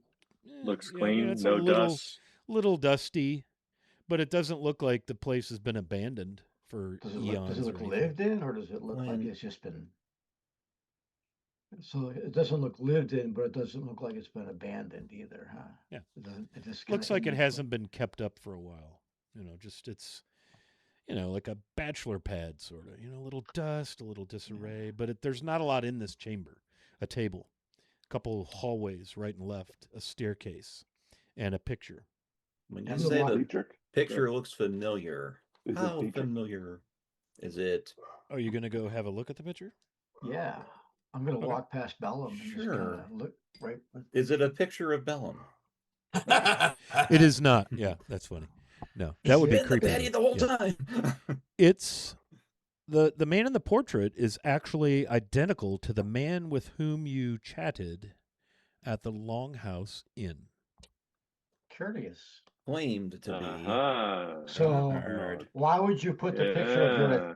Why would you have a picture of your attendant on your wall? No, other way around. I think that was the guy, and he tried to Think- deceive us. Yeah. Do you think As he you found guys that? are- Baron. As you guys are trying to make sense of this, suddenly the sounds of fighting and shouting bounce through the chamber, echoing across the walls and ceiling. It sounds as though it's coming from the left hallway, if your back is still to the front door. Well, depends on how I'm facing the picture. So is that That What would make side your the back picture on? toward the So if I As look a down priest that, of war, I'm running towards the sounds of battle. Okay. I'll follow. Okay. I was going to Yeah, say how long that hallway looks. to Sure. be. So you go down a hallway. It ends in a door. You hear behind the door the sounds of shouting and chaos and fighting. Does it appear to open in or out? The door opens inward. Then I'm just trying So to push right through it. kick it. Okay, the door appears to be locked or barred or something. I'm gonna come over. I'm behind them all, and if I see them struggling with the door, I hear fighting from behind it. I'm gonna be like, "Watch out!" And I'm going to actually try to kick the door. Okay. I'm gonna just kind of try to boot the Yeah. shit right open. So I'm gonna make kick it me, right near the lock. Make Well, me a I Like strength. check. Yeah, I can strength warp check. the wood in the hinges and make the see. lock break. This is more dramatic. Okay. Jaren's starting to pull out his Uh, lock picks, and then he is like, So, strength back. check. So that's 15. Ju- Just let the muscle heads work. Yeah. Just, Yeah. 24 with my bonuses. Okay. So you kick the door, it splinters the hasp, the locking mechanism, all the handle kind of falls out of it, and the door blasts into the room. As you bash your way through this sturdy door set before you, you find a chaotic scene. Inside are 12 humanoid figures, one half facing off against the other. All of them wear identical red cloaks. An arrow whizzes toward Draugwin and through the entrance. A tan hand shoots from one of the cloaks and snatches it out of the air. The one who caught it, a one-eyed elf with gleaming black hair, throws the arrow to the ground, whipping her head around to assess you quickly. We can sort this out all later, but would you kindly help me knock some sense into these poor souls who've fallen to the Dogwood's curse? She says in a thick elvish accent. As if offended by the remark, 9 of the 12 individuals seek to descend upon her in a flash of steel and curses, the other 3 moving to intercept them. The room almost instantly erupts into melee as all 13 red-cloaked figures, the elf included, begin to strike at one another. The elf is holding in her hand a wand of very dark, rich-looking wood with this sort of silvery bark on it here and there. It looks very similar to the wood the music box was made in. She's wearing a red robe. She has a symbol, a carved wooden symbol of some sort hanging from her neck. I'm going to give you just a few seconds to discern amongst yourselves what's going on and what you want to do before we, then you need to tell me what's up. Am I rolling initiative? Question. What are we doing? Yes. The arrow that got shot, so the one-eyed elf snatched it out of the air before it hit me? It wasn't going to hit you. It was destined But it was in my area, though? It was it was kind of a random arrow. So that's close enough for Dragwin. Okay. Yeah. Probably would have gone behind you down the hallway through the door. I would probably see the excitement and like, oh, cool, looks like fun.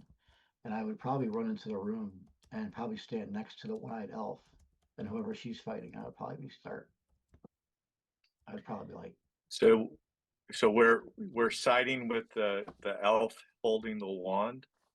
I mean, that's just my natural instinct. Like she snatched an arrow out that could have hit me. Because the story we were and she asked me for help. Yeah, the wand sounds a lot like the cult. But the guy who told us that apparently lied.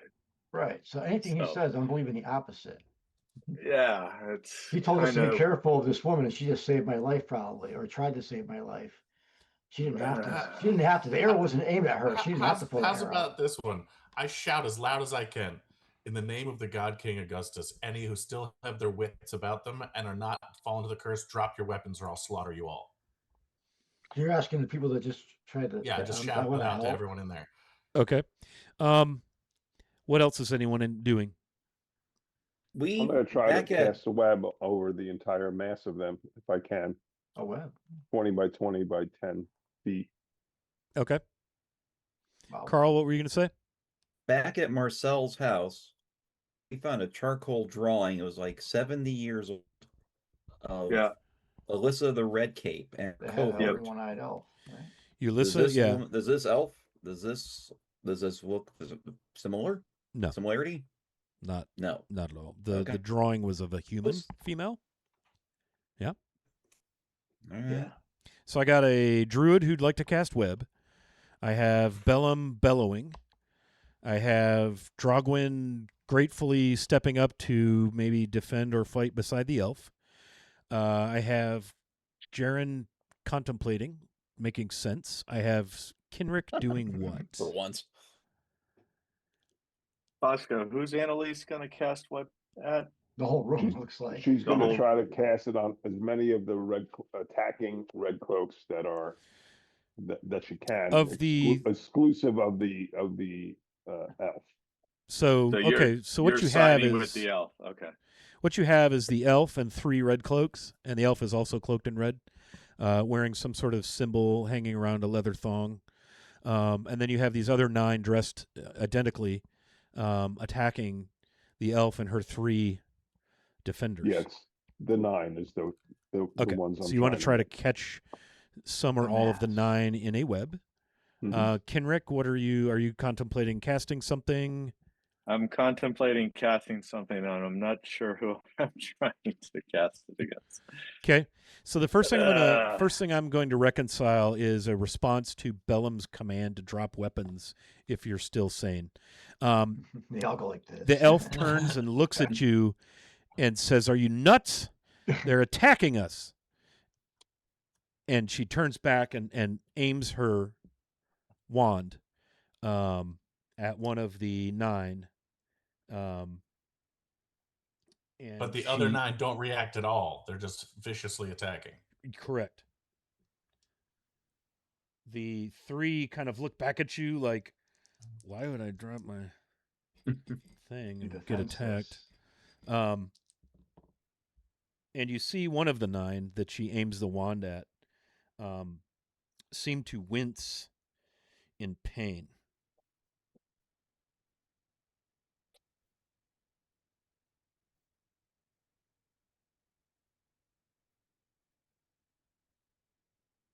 Okay.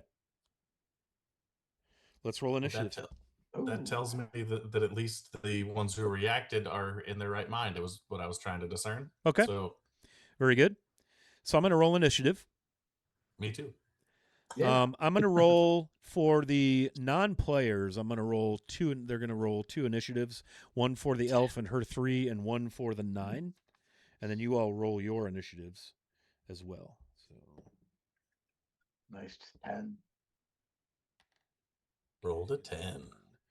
Okay, so on 10, and the room you're in is roughly 30 by 30. It looks sort of like a sitting room. There's a fireplace on one end. It doesn't look to have been used, the fireplace. Just, again, it's chaos, so you can't really discern a lot about the room. And the people are kind of gathered in the center, and it's just a mass of combat.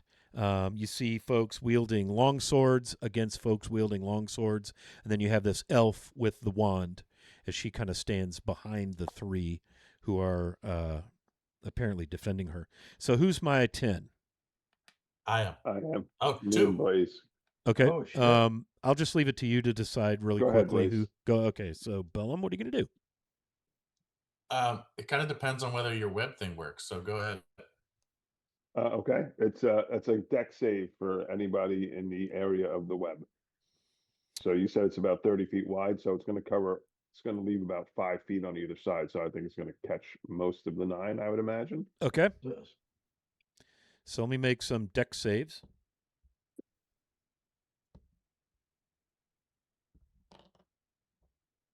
Good size room, at least.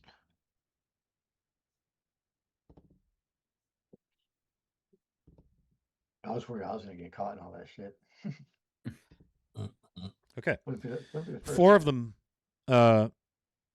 saved. 5 of them did not. Okay.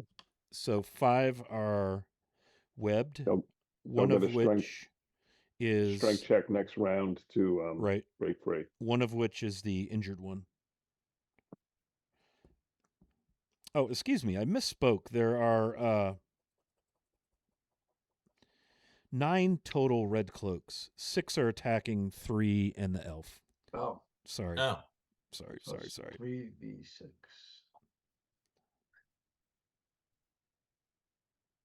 No, that's not right. Sorry. It's 9. I'm stupid. It's been a long day. Well, Was I it- just messed up a Math little is bit hard when on I prepped. weekends. So it's Okay. 9 versus 3, 9 versus 6. So it's 9 versus 9. 4. 9 red cloaks versus 3 red cloaks and the elf in a red cloak. I'm just adding to the chaos, which is appropriate in this instance. So 5 of the 9 are webbed, 4 are not. Yeah. And so that was Annalise Bellum. Okay, because some of them did get caught up, I'm instead just going to cast Shield of the Divine on myself using 2 of my mana points. I'm going to increase my armor class to 22 and interpose myself between these people with my shield up towards the attackers. Very nice. Okay, so and the elf sees this and looks at you and kind of smirks and nods. Well met, Just before- friend. before we go to the next, has it been more than an hour since I cast the bark spell? I would say not. Okay. We're gonna say that you've got 10 minutes left on that. Okay. Between your conversation, your musical box, your rumination, your climbing up, your figuring out the door, you're figuring out the room. We're going to say that you got about 10 minutes left, including the combat from before. So that was 10. How about 9? Is somebody going 9? What's up, George? Thanks for popping in, man. I'm at 8. 8 for John. I got 8. Oh, sorry. Sorry. On 9, my crew goes. So she hits the web again, or the wand. God, too many W's. And another of the dissenters takes injury. So she's hit 2 of them with this wand. She holds it out and speaks some sort of command word, and causes pain to someone. The other 3 make longsword attacks.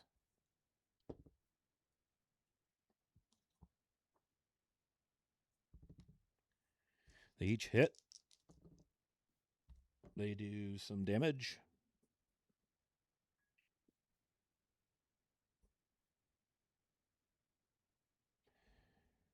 Okay. It is now 8. 8 for Drogwin now. Oh, yeah. Go ahead. You want to go first? No, go ahead. I was pointing to you. Okay. Go for it. Now, I was going to run out. I don't speak Elvish, but I kind of saw her intentions in her look.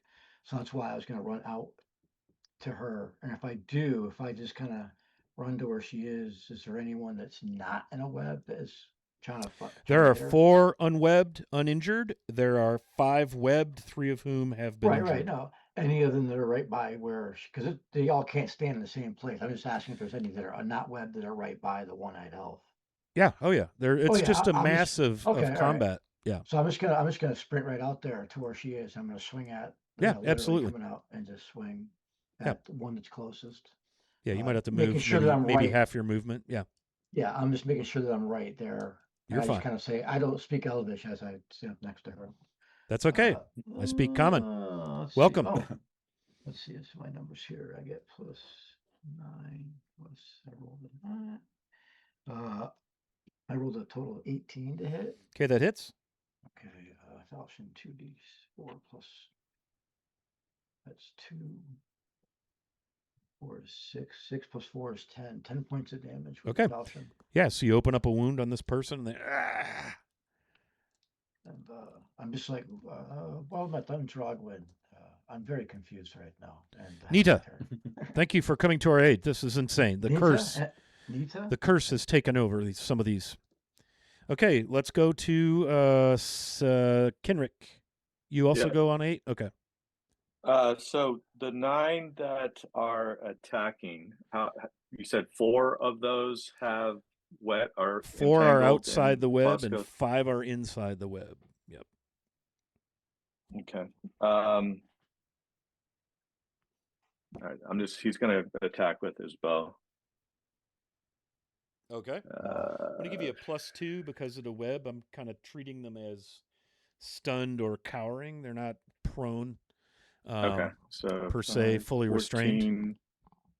Plus 5, 17. Okay, that's a hit altogether. Are you aiming for a fresh one or a wounded one? Let's go for a wounded one. Very well. Where the hell's my D8? It's 5 points of damage altogether. Okay. One you hit is fairly injured, looking a little rough. Hey, Alcantar, welcome. Thanks for joining us. Glad to have you aboard. We're giving away a $10 gift certificate to the Troller Game Store, ! TLG giveaway. We'll get you in that drawing. We'll draw as soon as we get some people. Okay, that was 8. 7. 7. All right. I finally rolled good on initiative, and everyone still beat me. So. Go ahead, Jaren. All right. Jaren pulls out his spell book, flips over to a page, and I'm going to I want to cast Sleep, but I want to position it where I mean, I know there's combat going on, but I want to set it just, the center of it, a little away from potentially our new friends here. So trying to catch as many of the ones that are not netted. It's a 30-foot diameter. So Okay, and it I'll puts set it like 2d4 levels worth of creatures to to sleep. So with give no me saving throw. give me 2d4. You're not using your +2 on me, mister. Ooh, 2 3s. That's a 6. Okay, so 6 levels worth of creatures. Mm-hmm. Okay. So you get 6 total levels within a 30-foot radius. Mm-hmm. Okay, so you're Starting. you're most restrained by the number of levels. Correct. Okay. And it's Doesn't no affect save. 5th level or higher, no save. Okay. And lower levels fall asleep first. Right. And if they're closest to the epicenter, they fall asleep. One of the uninjured one falls asleep. Night-night. Drops their longsword, it clatters to the floor, and they are snoring fitfully. Good night. Okay. Do you want to move? Well, we don't really need to worry too much about moving just because we're theater of the mind. You're in this like 30-ish by 30-foot sitting room. There's an empty fireplace at one end. There's maybe a couple tapestries, hardwood floors, plaster walls, manor house, right? Maybe some of the kind of Tudor diagonal plate, wooden timbers on the wall, timber beams in the ceiling. And that was 7. Anyone else on 7? If not, we'll go to 6. 5? Everyone? I think got everybody, right? 4? Has everybody already gone? Yep. Think All right, so Yeah, on did Annalise 4, the 9 go. 5 of them are webbed. We need strength checks, right? Yes, sir. And is it break the DC of your spell?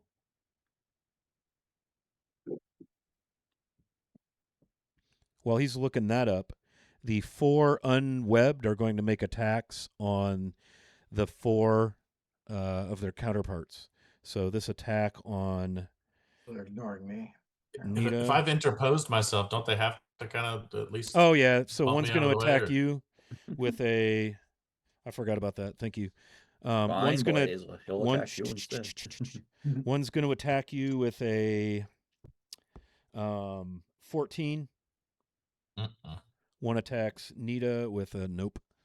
And then one attacks one of the red cloaks with a hit. That is a couple points of damage. And then the last one misses. Okay, what did you find out about Web? Just as a strength check breaks free, so I'd imagine that the challenge level becomes the level of the caster. So that would be that's what I casters, think. yeah. So 18. Number 1, no. 2, no. 3, yes. 4, no. 5, no. 1 breaks free, and that's its turn, so it's out of the web. So now 5 are unwebbed, and 4 are within the web. One of the ones in the web is sleeping, so they would not have attempted to break. Okay. That brings us to a new round of initiative. Question while we roll initiative. Okay. From my understanding of the web spell, if someone were to be knocked back into the web again where the people are caught up, would they have to save again? Or is that I don't want to get all only that when it's granular on cast? that, if you don't mind. That just, now we're getting into stickiness levels and durometer and all kind of weird shit. So, no. Okay, just a question. Yeah, just to keep. If this was like 1-on-1 or, but I got a lot of combatants here. So let's, I'm going to rule of cool that's not really going to work that way. You got to be like wrapped up in it when it's cast. Okay. Captured like a net. Okay, so Sticky rolling side initiative. in, so Do we have a 10? How about a 9? 8. I got 8. All right, Kenrick, what do you got? So are the 9 still all relatively clustered together? Or They've they kind of spread dispersed? out. So 5 are spread out. 4 in the web are kind of clustered together. Okay. 5 have kind of spread out to get on. But I mean, 4 of those are shoulder to shoulder with Well, if you would Bellum adjudicate, and the rune I'm gonna cast would be an 11 by 11-foot area Okay. of effect. I would say you could get snare. all 4 in the web or the 5 out of the web, one or the other. Let's do the 5 out of the web. Perfect. I think that's a fair workout.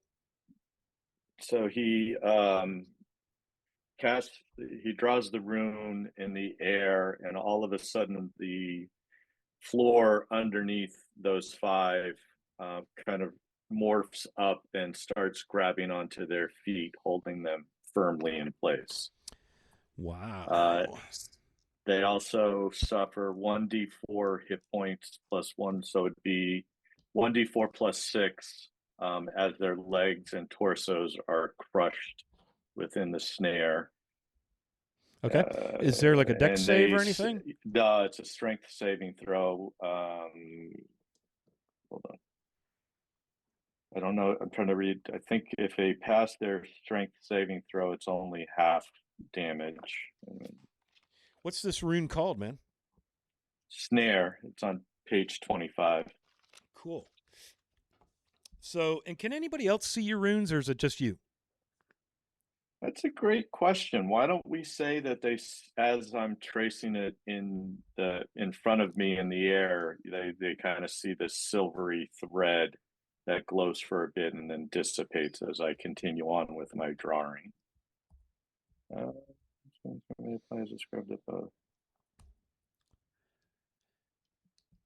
Nice. So they can be seen. They can break out if they all make a successful strength check. Okay. And we'll make it, again, level of the caster added to the CL, or is the CL? Correct. Yeah, that's what it says. So that would put this at an 18. Yep. And we got strength checks. Here we go. Nope. Nope. Yes.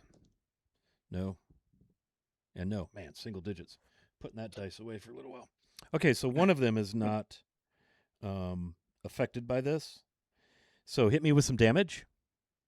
4 of them are damaged. We'll count the injured one among the damage just because I'm nice like that as a CK. First one gets 10 points. Ooh, okay. Second is 7. Third is 10. And I think that's it, right? Or is it 4? One more. So 9 on the last one. Okay. Yeah, so the wood kind of bends and forms to almost like tentacles, and just the wood of the floor just grabs them. And are they held by this wood as well? Yeah, they're held steadfast for 10 minutes per level. Okay, so y'all are getting plus 2s, kind of like the web. You're getting plus 2s to attack the ones who are in the web or the ones who are held by the floor. It's just basically removes any dex bonus from their AC. And how long is this going to go for? 10 minutes per level, so an hour. Oh, geez, okay. Oh, we don't have to track that. Yeah, we'll be long done. Okay, very good. That was 10. 9? 8. 7. Okay, the baddies go on 7. I have one sleeping. Is there a per turn save on that, Carl, or is that sleeping? On that page. I think he's just asleep until a spell wears off or someone slaps him. Yeah. Yeah, how long? Specifically slaps more than like a couple of times. It's not just And Kenrick, my guys can't move, but since they're in melee, they can still swing weapons, right? Based on what it said, yeah, absolutely. Okay. Yeah. So first, the one person is sleeping. Then I got 4 webbed people trying to break out of said webs. That's a yes. That's a no. That's a no. And that's a no. So I got one less webbed person now. Okay, so they can't do anything. The 4, I got those 5 that are unwebbed, who can make attacks. So attacking Nita, that's a miss. Attacking a red cloak, that's a hit for max damage. Attacking the other red cloak, that's a hit for max damage. That's my original D8 from the red box set back in 1982, rocking that damage. And then on Bellum, that's a miss on Bellum. So that is their turn. Let's go to, what was that, 7? 6? I'm 6. All right, what you got, Jaren? I'm trying to find the right spell here. Grognard, you caught a +2 from George. Elkantar, who did you give your +2 to also? Go ahead, Carl. I'm going to. He's been frantically, like I am, flipping through his grimoire. Heck, we'll do this one. All right. I'm like, yeah, and I start speaking some, just like mean sounding arcane words, and I basically they kind of radiate from me as I'm casting Daze on the one who is attacking Nita. Okay. Right there in front. Any single creature 4th level or lower who fails their saving throw, which you will, he's unable to act for the next round. Okay. 4th level. So fail your saving throw, and then we'll just move on. What if they're higher than 4th level? Just asking for a friend. Oh. Bellum, you got the +2. Thank you, friend. In the unlikely event that was the case, then it wouldn't work. It has no effect on creatures 5th level or above. Thank you. Okay, nothing happens. Son of a beeswax. Well, that was a good round. Let me just wipe that spell away for no reason. Okay. Cool. That was a fun bit. 6. That was 6. 5? Yeah, 5. Okay, Drogwin and Annalise. Who wants to go first? Oh, sorry. I do this every time. I skip my own people. On 6, Nita and her crew are going to attack. She zaps her wand and hits another one of the dissenters. The 3 loyalists step up and attack. That's a miss. That's a miss. Well, goodness, that's a miss. Okay, now we're down to 5. Thank you for your patience, Drugwin. All right. I'm just going to swing at. How many of them are actually moving still? I know it's been a little bit of like immobilization. I've got 4 in a web. I've got 1 sleeping. Right. And so you still got 5 that are moving. And then I have 5 who are up, unwebbed. 4 of those are held by the floorboards.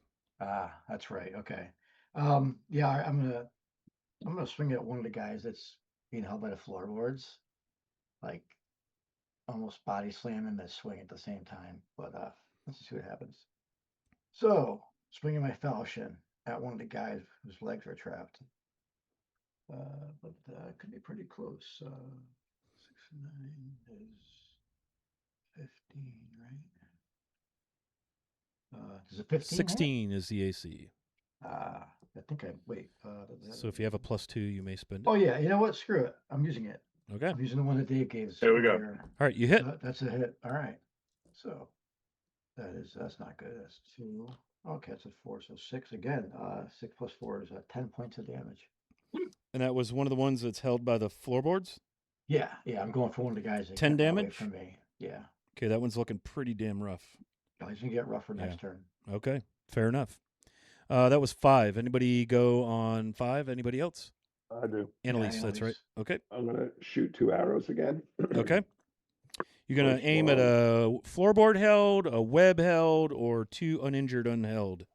Floorboard held. Okay. 1's severely injured, 3 are minorly injured. All right. First one is at the injured one, if I'm able to discern who that is. Yeah, kill the one in front of me. The one Drogwin just hit is looking bad. Yeah, kill him. Okay, that's dirty 20. Yep, that hits. And that is 7 points of damage. Down it goes with an arrow through the throat. Second one's a natural 20. Oh, so that's 11, 16 points of damage. Ouch. Okay. That's the guy next to him. Yep, that arrow buries in its shoulder, and it says ouch, or they say ouch. Mm-hmm. You have, so the ones fighting with Nita, there's an elf and 2 humans. The ones fighting against them are female dwarf, male dwarf, 2 female humans, a half-elf human, half-elf male, and a human male. So you have this mix of races. They're all adorned identically. They're all wearing some kind of you would presume maybe a holy symbol. Tough to tell in all the chaos. Okay, that was 5. 4, 3, 2. I'm at 2. Okay, go ahead, Bellum. Alrighty. So seeing as we got a pretty good idea of who's lost their mind and not, but whatever, I'm gonna try to see if I can stun the ones that are fighting, and then shout out. I'm gonna use Soundstorm to catch the ones that are on the side of the room that are trapped and all that. Try to get a stun in, and the sound that I'm gonna use to like the noise it is the words "back out of the room." We'll use the door as a choke point. Okay, and so help me understand who you're targeting. I got 4 in a web. I got enemy. What's that? 20-foot sphere, so I feel like I could like get everybody that's on the other side of the room. Yeah, you could get the ones in the web all together for sure. Yeah. And well, I'm really trying to stun the ones that can move, and make it so that we can safely get out of the room and use the door as a choke point. Those have kind of stepped closer to join the battle. So can I position it in such a way that maybe some of the ones that are in the back might be in there, but I'm mainly trying to get the ones on the front row so that we can get them. Yeah, you can get all the ones on the front row. Okay. Yep, absolutely. Perfect. So strikes all creatures in the area of effect, 1d8. That's an 8. So that's 8 points of damage. Yes, and they must make a successful wisdom save or be stunned for 1 round.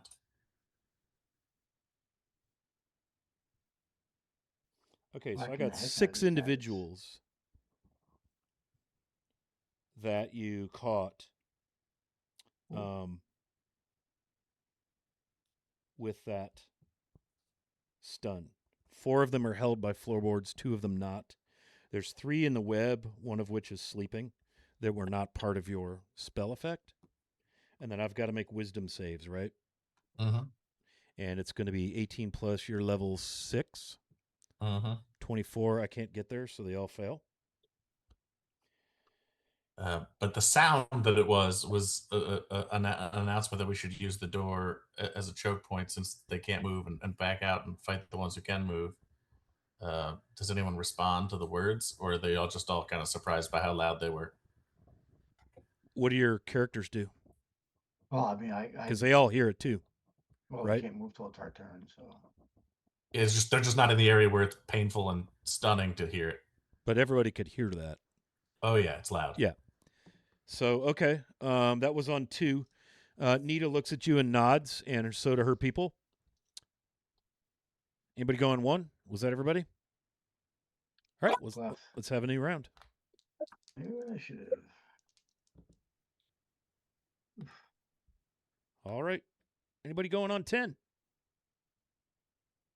9. I got 9. Okay, Kenrick, what do you got? Wind of Ire. So he starts drawing another rune. And after he completes the rune, a gust of wind, which starts burning, kind of spins in front of him. And he gestures and pushes it towards the group that he had originally trapped in the flooring. And they need to make a constitution save. So who's targeted by this making a con save? The original 5 that he had or 4 that he had trapped with his spell last round. Okay, so I got to beat an 18. What in consternation? You cast constipation. I'll cast excellence. I did, right? I know. only 1 saved. Okay, so then they continue to take 1 point of. No, actually, hold on. 6 points of damage because of my level per round indefinitely. Okay, one of them dies.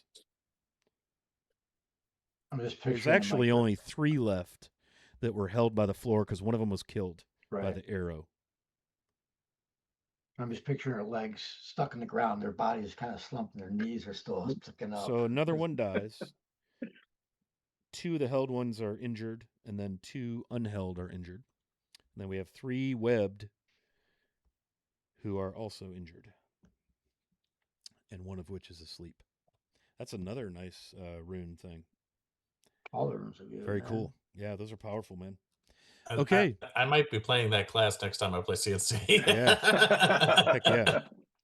All right, We're that gonna was have we're gonna have a 9. whole party. Anybody Of, anybody go on Hurricanes. 8? 7? Dragwood's on a 7. Okay. Yeah, I'm still out there. I heard the command. Now my ears are ringing, and I'm like, thank you.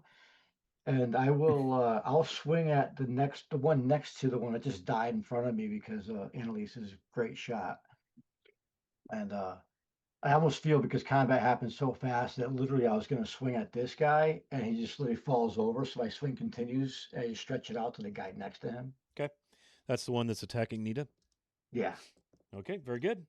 AC 16. Wow. I was so close to a natural 20. So that's a hit. Actually, the total is going to be like a 22. Yeah, that's a hit. So It's yeah, AC it's a hit. 16. Yeah. I'm just trying to keep her moving here. I We know, got I a gotcha. lot of combatants and a lot of chaos. I hear you. That's 4 plus 4. It's 8 points of damage to the one that was fighting Nita. Nice. What does it look like as you end it? I think because of the way I had to reach out with the sword to hit the person, I reached and I went up a bit because the sword, they're heavy on the end, and it just chopped right into the back of the neck and just severed the spine. Nice. Yeah. And I gave her a little wink.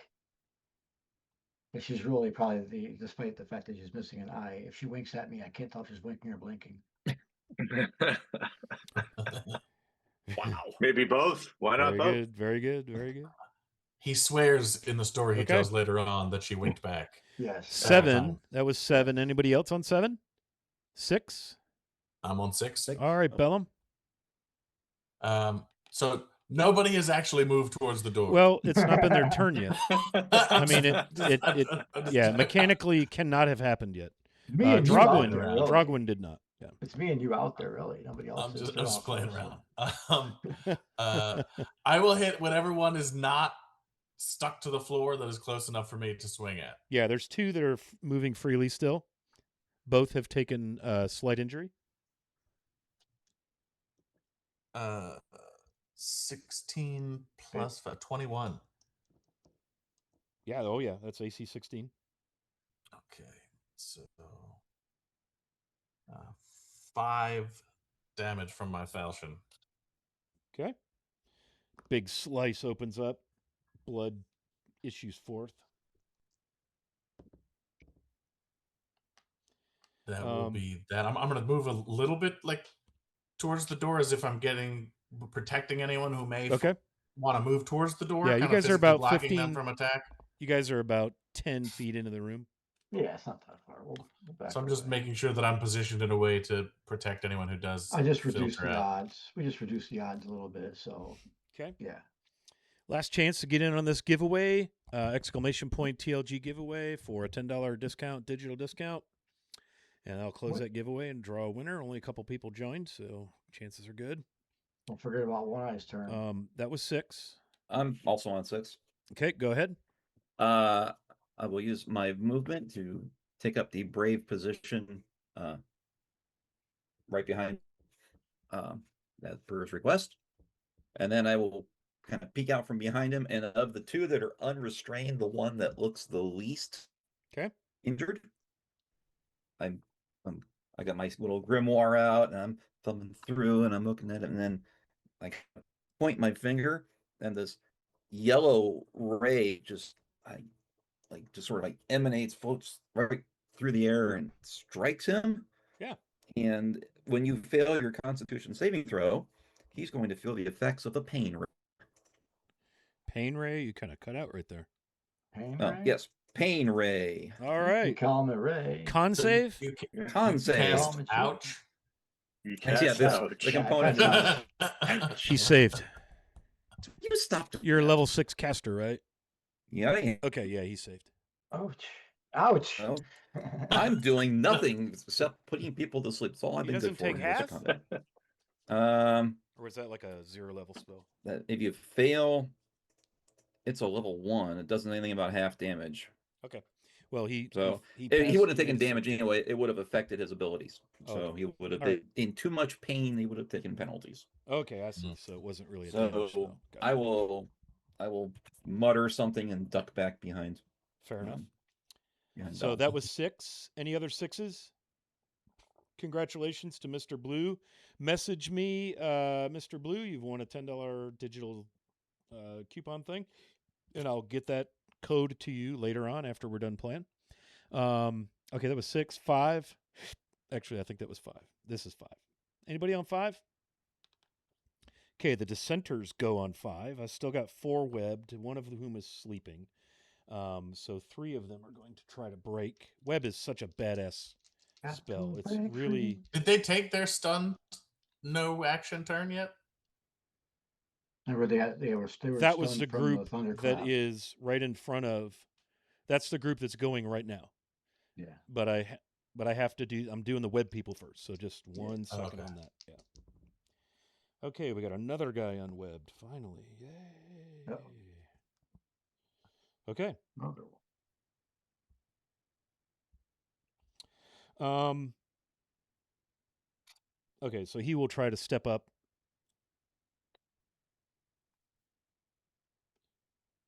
Okay. Now we get to the group that was stunned. Remind me what's going on with that, Bellum. Essentially, they don't get any actions this turn. This turn, they just stand there being stunned. Yeah. Mm-hmm. Okay, and I had... But we might get a bonus against them because they are stunned. That's right. I already went this You get a turn. +2 against them. Because they're stunned until their next turn, right? Yeah. Okay. So if I happen to go before they go, then I get a chance. I get a little bonus. Cool. Yeah. Okay, so that ends that. That brings us to 4. 4. 3. What? 4? Do I have a 4? Yep. 2 arrows on the one who just broke free. First arrow Just waiting for that shit. is an 8. I'm free. What was it, Annalise? 18. That hits. 8 points of damage. Second arrow is a 10, so I assume that misses. Okay, noted. He's like, I'm free. I want to go back. No, you're not. I'm free. Okay, I feel happy. got us quite a combat going here. That was 4. Anybody else on 4? Anybody on 3? Everybody go. Okay, so I've got some people going on 3. Nita raises her hands. And she's casting a spell. Oh, hey, a spell. Toward the 2 who are Mr. Spellstealer. free. Yeah, that would go over well. Sorry, that was my phone for some reason. Don't think I didn't think of it, but yeah. Oh, they also have to drop whatever they were holding, the Okay, ones who were stunned. so Thank you, Ultra Magnus. There's 3 who are neither webbed nor held by the floor. Man, there's a lot of things going on right now. This is a fully loaded theater of the mind, and the Castle Keeper is starting to crack and peel. You're doing a great job. Okay, so 3... We got this. 4...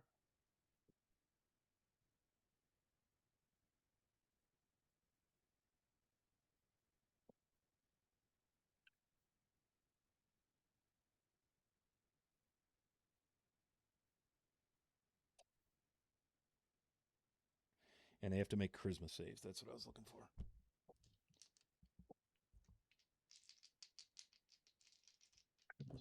They cannot save. So that means 4 of them, she says, enough, grovel. And 4 of them, 1 that's held by the floorboards and 3 that are unheld, all grovel to their knees and whimper, dropping their blades. So there are 3 dead. There are 4 groveling. And there is... 1 sleeping. 1 is sleeping and 1 is webbed and injured. And then there's a bunch of them who are on fire. On fire? Yeah, that's rune that I used. It doesn't dissipate. It stays until I will it to... There's fire? I away. thought it was wind. It's fire? It's a fire. It's a tornado of fire. Okay. There we go. I whiffed on the fire. All right, so there's a total of 9 combatants. 4 are groveling, 3 are dead. One is in a web. Actually, two are in webs. One of those is asleep. You got it. We're being very Also- mean to you with these status effects. I'm very sorry, yeah, Wiley. with the spells and all that, it's a little tricky, but that's all right. We're getting there. His next game will be all fighters only. That's right, man. You got that right. Kenrick. Yes. You feel Darn it. that tightness in your chest Damn that you it. felt when we first left along the trail, like something, Okay. and you feel your sense. self-control abandoning you again, as if you're going to start to do things that you don't mean to do, which is really, really, really cool. Roll me a charisma save. Chris, we're That is a unaware. prime. Okay. Oh shit! And I think I'm going to be using one of my +2s. Smart. So on 12, 2 would be 14. Plus So your it's a level. dirty 20. Dirty 20. Okay, so the rest of you, anyone looking at Kenrick, notice like the strange kind of shadow cross over his face and swirl about him, and he kind of stands there and grits his teeth, maybe kind of clutches his chest a little bit as he feels that tightness. And you feel, Kenrick, what's left of your own mental capacity feels like you are now possessed again or overtaken or overcome by some force of darkness. Let's roll initiative. Okay. Oh god. Uh-oh. Shoot it again. Okay. Everybody went. Oh no. All right. Let's do a 10. 9. I got a 9. Okay. Yeah, so Dragwin does too. Whoever wants to go. You said they're Dragwin groveling? first. There's nobody combating, right? They're No, groveling. we're Yeah, still- 4 of them have But the- dropped basically at your feet and Nita's feet and the feet of the 3 allies of the one- hers. The ones that can grovel. And they're that's why groveling. 2 are in a web, 3 are stuck dead. in the ground, and Eh, they're stuck one in is the sleeping. ground too. But the ones that were siding with her are still standing there, right? They're not groveling, right? No. I'm gonna kind of like be like, "What's going on?" And I'm gonna literally kind of like a Homer Simpson going into the tree line. I'm gonna kind of fade behind this woman Nita and Okay. the other These- red robe. These are also these people are with me, but they've succumbed to the curse. They've lost their minds. I would love to not have to kill them, but I will. We're here to stop the curse. You Tie are. them up. We'll break the curse. What's that, Bellum? You broke up. We should tie them up. We plan to break the curse. Okay, so Dragwin, you're just kind of stepping back. That was 9. 8. I didn't disregard what you said, Bellum, but we're still in combat. 7. 100%. I had a 9. I Oh, don't know sorry, if that Kenrick. meant- Yeah, speak up. Yeah. 9. Okay. I You are not really in control of your faculties. was going to say or I'm yourself. having this existential crisis at the moment. Yeah, So. yeah. You feel compelled, but until we move to a certain point in time, you're not doing anything just yet. All right. So I'm kind of just Yeah, got it. you're having a battle of the will that you're not winning. 8. Got it. Oh boy. No 8s. How about a 7? Okay, on 7, Nita directs her companions to bind the 2 that are in the web as she stands over the 4 that are groveling. And so they go over and tie the hands of the 2 that are in the web, and they're struggling. Well, one of them's struggling and kicking and cursing, and the other one is sleeping blissfully. On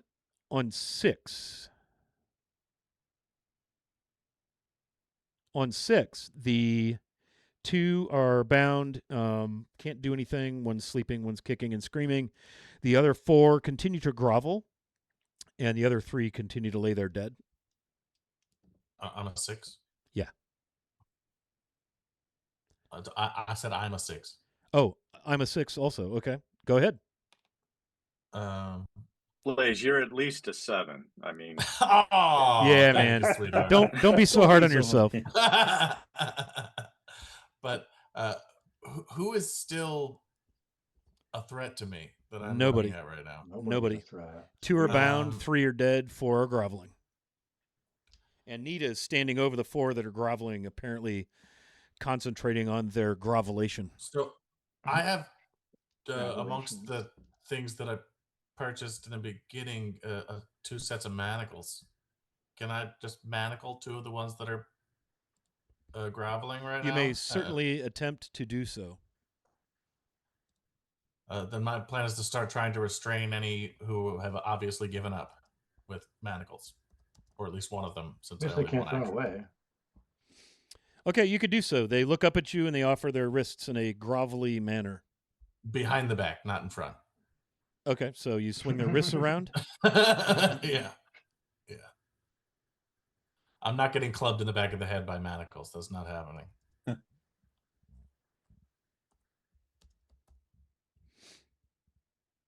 All right. I only have 2 though. So you're able to manacle. M is for manacle. So you can manacle the 2 that maybe are uninjured yet. Oh, they're all injured, sorry. Okay, so 2 of the grovelers are manacled.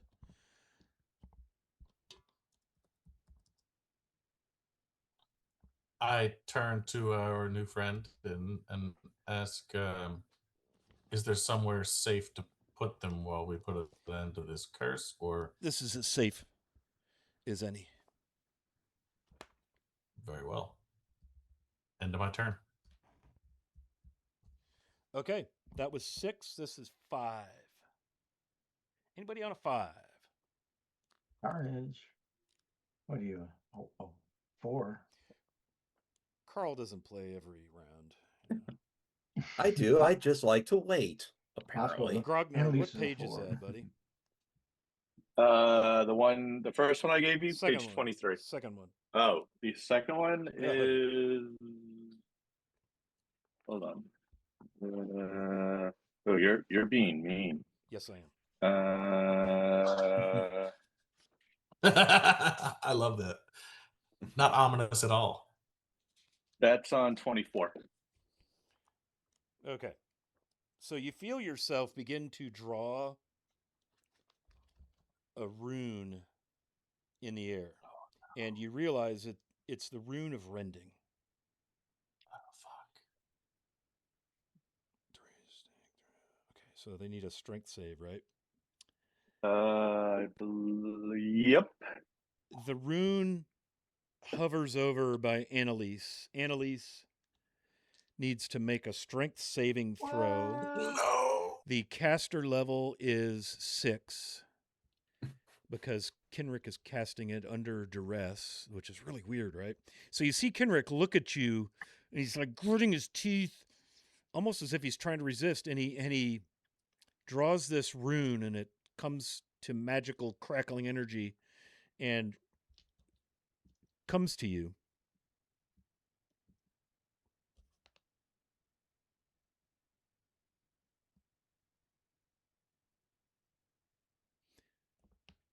And if you're speaking, you're muted. No, I wasn't speaking. I Okay, was sorry. I was just waiting for you to look Awestruck. up. I wasn't sure if you were done talking. I'm sorry. Yeah, no, you're good, man. I do not make the strength save. I rolled a 17, Okay. Even with the +2. even with the +2. So, Kenrick, I think you know what to do here, right? Yeah. You got some D8s handy? I do. What's going Yeah, on? you got 6 of them with you? I'm gonna have to roll a couple of times here. Okay. So give me a second. Uh-oh. Oh shit. Good job, dude. Well, If this is for like part of the Christ's sake. adventure, I'm gonna be like, curse you. This rune lore book unfortunately, is it's awesome. a 26 altogether. 26 points as you feel yourself begin to like be torn apart from the inside both mentally and physically. You're experiencing mental anguish, great pain as you feel yourself begin to be torn asunder. I fall down to my knees. Okay. I would Are you- like to are you rage. down? No, I'm not Okay, down. but I'm just you're fall hurt. to my knees Okay, in pain. very yeah. good. Yeah. Okay. So you all see Kenrick turn to Annalise in the telltale weaving of the language of the All Father and the words of creation. And all at once, Annalise, great pain, blood from her nose and her mouth and her ears, and she falls to her knees in anguish on 5. Anybody go on 4? I also go on 5, and I kind of wish I had gone first so I could have cast remove malady Yeah. on Kenrick. So I am going to do that. The spell cures all disease, afflictions, and impairments that the target has, no matter if they're physical, spiritual, mental, natural, magical, or caused by some creature's abilities. There's no saving throw. Spell range is touch with a permanent duration. Yeah, So you I used reach that out. before, didn't you? Yeah. Yeah, I used it on him the first time it happened. Yeah. Now, because you're attempting to do this to an ally, you see Kenrick try to back up. So roll me a d20. Hey, we've only known him for a couple of days. Which strikes you as odd. You're like, no, he should want me to do this. 18. I rolled a natural 18. Add your level, bonus to hit, all that good Yeah, stuff. 24, Okay. 25. That seems pretty high. Okay, so you make contact, and this is, you said, cure melody. Remove malady, page 197. Yeah, Never gonna it's, find that. it's literally a cure-all. It literally cures everything. Only one of everything. One. It's a really good spell to have.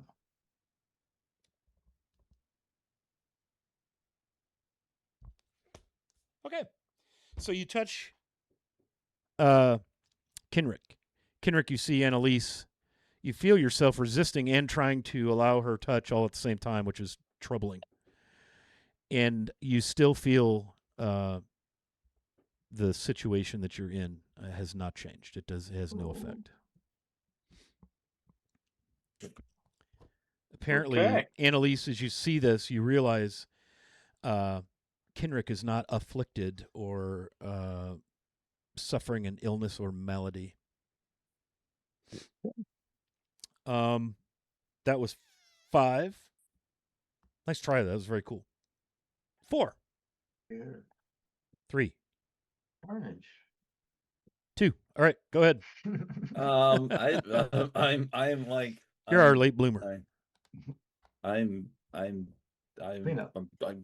crap. Crap. I will, man. I made poor choices of my grimoire. You never know. I guess I'll just try to sneak like up behind Grognard and maybe just try to hit him with the hilt of my rapier in the back of the head. Okay. I don't have any spells for this situation. Darn it. Yeah. Little panic physical. So you're going to attack Kenrick. I'm gonna try to just knock him. I'm Try to knock him strong out. enough to knock him out. What am I kidding? So are you stating that you're trying to do like non-lethal damage? Non-lethal, Okay. non-lethal damage. Yes. I feel like that's an important yes. bit to call out. It's a rapier. If I whack him across the head with the hilt of the rapier. Yeah, basically. The basket handle. Yep. Oh, cool. That's not prime either. This will go real well. Why am I doing this? This is stupid. So roll your attack. Jesus. Don't. No.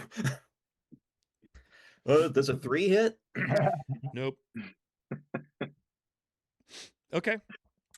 So you stepped over, took a swing at Kenrick, and nothing. Everybody's Hopefully gone, right? Hopefully he didn't even notice. His hair moved. What? Sorry, you had something in your hair. Let's roll The gnats initiative are again, big. kids. Oh, come on, lucky. I haven't. Oh, God. Yeah. Okay. Oh, wait a minute. I could have had a +2 to that. Made it 5. Never mind. Yeah, right. Oh, awesome. Rune magic.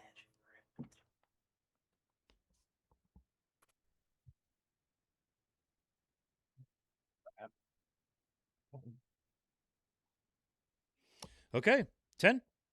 Yep. Drogwin. All right, Drogwin. Me too.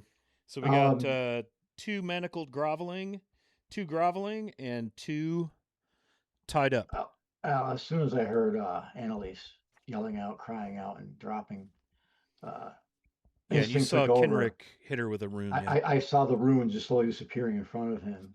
Oh yeah, I'm going for a body slam. I'm just going for the football tackle. Okay, so grapple. So I guess this is like what, a strength thing? Okay, make your attack roll. Add all your modifiers. Okay. This is what we're going to call overbear. Yeah. All right. So it's a 17 plus 9. What's your AC, Kenrick? 16. Okay, so 16. 26. Okay, total. so you have tackled. Roll me a D6. 1 through 3 is 1. 4 through 6 is 2. This is for points of damage. I rolled a 4. Okay, so 2 points of damage. So in that case, would I have my strength bonus or no? Yeah, absolutely. Because that would be another 3. You're so that'd be trucking 3 him. plus 2. Be 3 So plus 5 2. points of damage, and you are proned. Okay. So now next turn I could attempt to like restrain him or something. You could grapple next turn to hold him still. Right. If he doesn't break free. If he remains. Okay. You basically just, okay, well, you know what I did, though? I decided it was an overbear. Would you prefer to grapple? It wouldn't do damage, but you would have him. I would rather be grabbing him. Okay, so he would Because be I have no held. idea what's going on. So Yeah. I'm just like, I just want like, what the fuck are you doing? You know, Okay. like, slam him to the ground and just grab Sorry him, I did that to you, man. So, but that's not slammed to the ground. That would be overbearing. Yeah, so I just grabbed him. Yeah. And the next thing I'm going to do is, next turn I'm just going to drop to the So ground you've with got him. bear hugged. You are held, Kenrick, by Drogwin. Okay. You did not take damage. Okay. I apologize for doing that to you. I interpreted that to be an overbear, but I wanted you to choose if he was held or not because I know that makes a difference with a caster. All right, glad we got through that. That was 10. How about a 9? I'm also on 10. Oh, that's not what I expected to hear. Okay, go ahead, buddy. Me neither. I was like full steam ahead. I know Carl's not going to say anything. No, I do have a 10 on this die. It just never wants to pop You up got to on stop top. rolling a D3 for your initiatives. Oh, that's a different game system. Okay, well, I will run over to Annalise and I will, where'd it go? Where is it? I know I got it. I will cast, there it is. I will cast not first aid, heal. Where is it? Heal light wounds. There it is. I found it. Okay. So how much can you do for her? 1d8. Is that what it is? It's probably per level of the caster or something, or Bell Hills. No, it's 1d8. Yep, 1d8. I'm not a cleric. What am I casting healing for? okay. So how many points? Take that's a 1. 1. It's a 2. Okay. It's twice as good as worse. So Jaren comes over, Annalise puts his hands on you, and you feel the warmth of healing begin to mend the rending that you've recently experienced from the inside out. Quite lovely, much better. And then I'll sit back and look expectantly like, you're completely healed up. Any other 10s? How about a 9? Do I have an 8? I do have an 8. All right. What are you going to do, Bellum?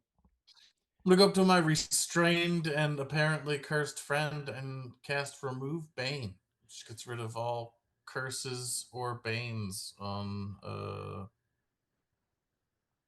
Out, demon. Get out. Okay. I cast you out. All right. Yeah, so I'm going to place my hand on his head and try to push whatever curse is going on right on out of him. I'm going to spend 4 of my Gonna wash that My demon mana right out of my points? hair. Man, I was right there with you, man. This is no time for exercise. Exercise that demon. Come on, 3 more push-ups. All right. This house is clean. There's no saving throw. Nope.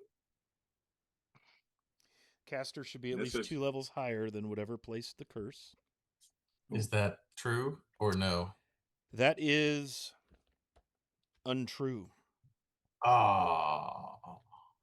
So, your attempt to drive whatever evil or curse or whatever is an abject failure. Well, shit. This house is not clean. Kenrick, roll me a strength check to break the grapple of Drogwin. As you feel this force compel you to. In case you need to know, I have an 18 strength, so just letting you know. Well, Whatever that means. okay, so strength is a prime for me.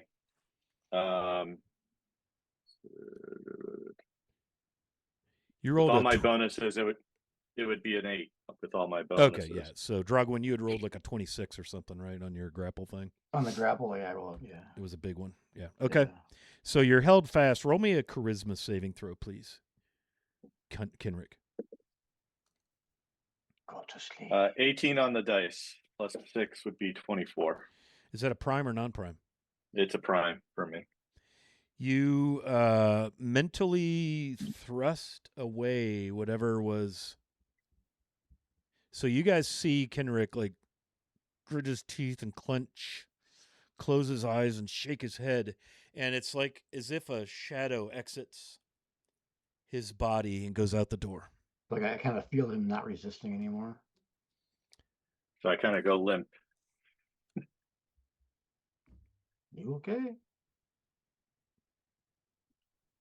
You went a little crazy there. Hurt our friend.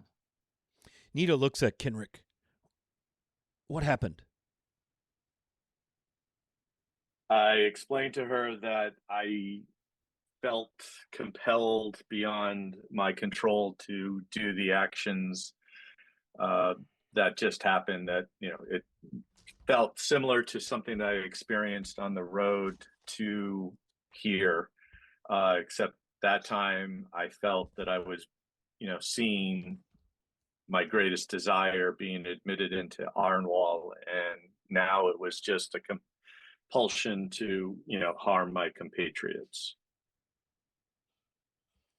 As if almost possessed or under some sort of influence. Yes. Not unlike your friends over there in the red cloaks, right? She looks at Annalise. May I help heal you? Please. She places her hands upon you and begins to sing very, very softly in some elvish dialect. And you're healed 3 points. Whoop-dee. Slowly getting there. Have a It's not so potion. easy, is Very it? powerful caster, this one. You have a potion, I think. Everyone got a potion. I say to Come- her in Elvish, can we save him, or does he need to be killed? Who? It's Kenrick. No. You are free of whatever that was, yes? Yes, I am. He's apparently fine for the moment. I have this place is thoroughly cursed, and it is an absolute center of evil. We must find the red thread of Mortius, the thread from the cloak that was torn asunder when she was put to death by Orndul. There's a thread here somewhere. I just look at her as she's saying this. I'm kind of fine letting go of Henrik. And I say, let's get some things straight first. We were told that you kidnapped the Von Brecht family. Family? There's no family here. That's- We ran off Dietrich von Brecht. I have a feeling that whatever happened just now is connected to him in some way. He wields very dark magics. Well, we just killed Barnard in the form of a abominable wolf not too long ago. Who's Bernard? Bernard is. She was the tilts her Bar- head. Bernard was We the are here. attendant. This is the home of Red Cloak the Good, who took the red thread of Mortius from the tongue of the serpent. We must find the thread. We're hoping to repiece the cloak and bring Mortius back to Aihrde. Isn't the thread with the guy who pretended to be Bernard? Yeah, we Has to- explain, or I started explaining the whole story about Yeah, I how was gonna say. somebody who, apparently we were told was Bernard asked us to come and save the family, but apparently was the Baron who tricked us to come here for some reason. And the story we were told is that you were the one who had cursed this land and the family. Of course not. And Annalise, roll me wisdom as you I was stand going here. to say I'm going to cast Detect Disposition on her. Okay. Yes, please. It's very nice. She's got the good charisma. And you can also roll me wisdom while you're attempting to kind of discern what's her story. 17. Okay, so with your wisdom, you realize she's wearing a holy symbol to Mortius. Okay. She's also holding a Murin, a wand of Murin wood. Oh, okay. Which was doing harm to some of her dissidents as she was defending herself.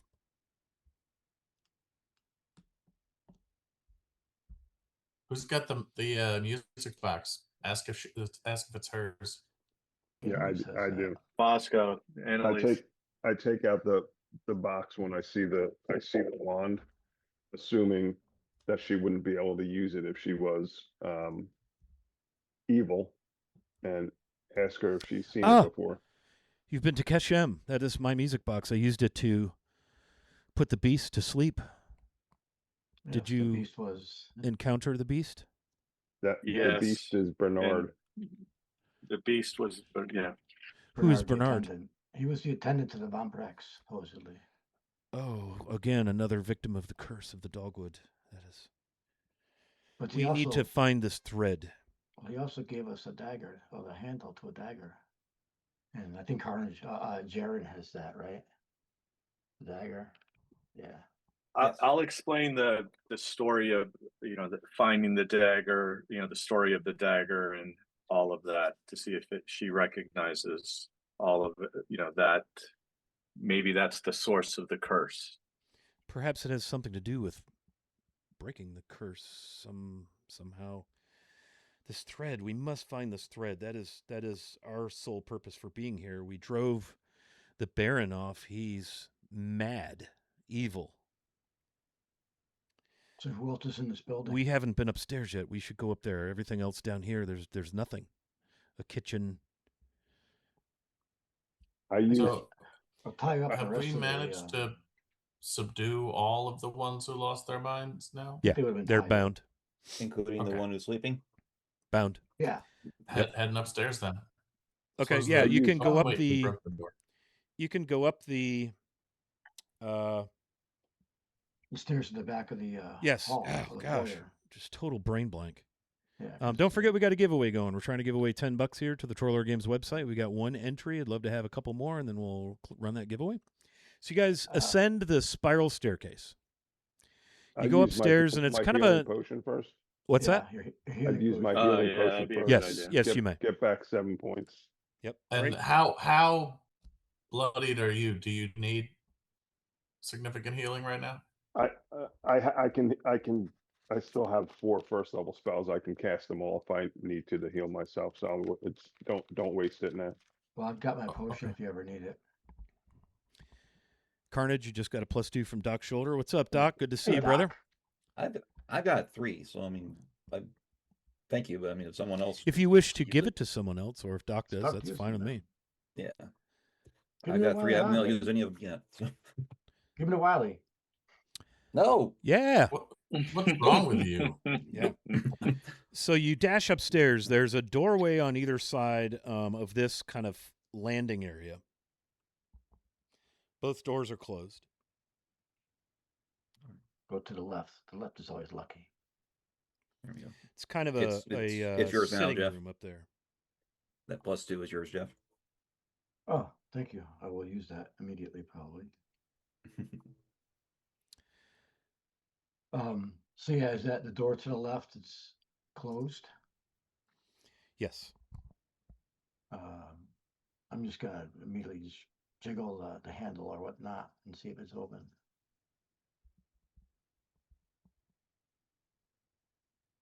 It is locked.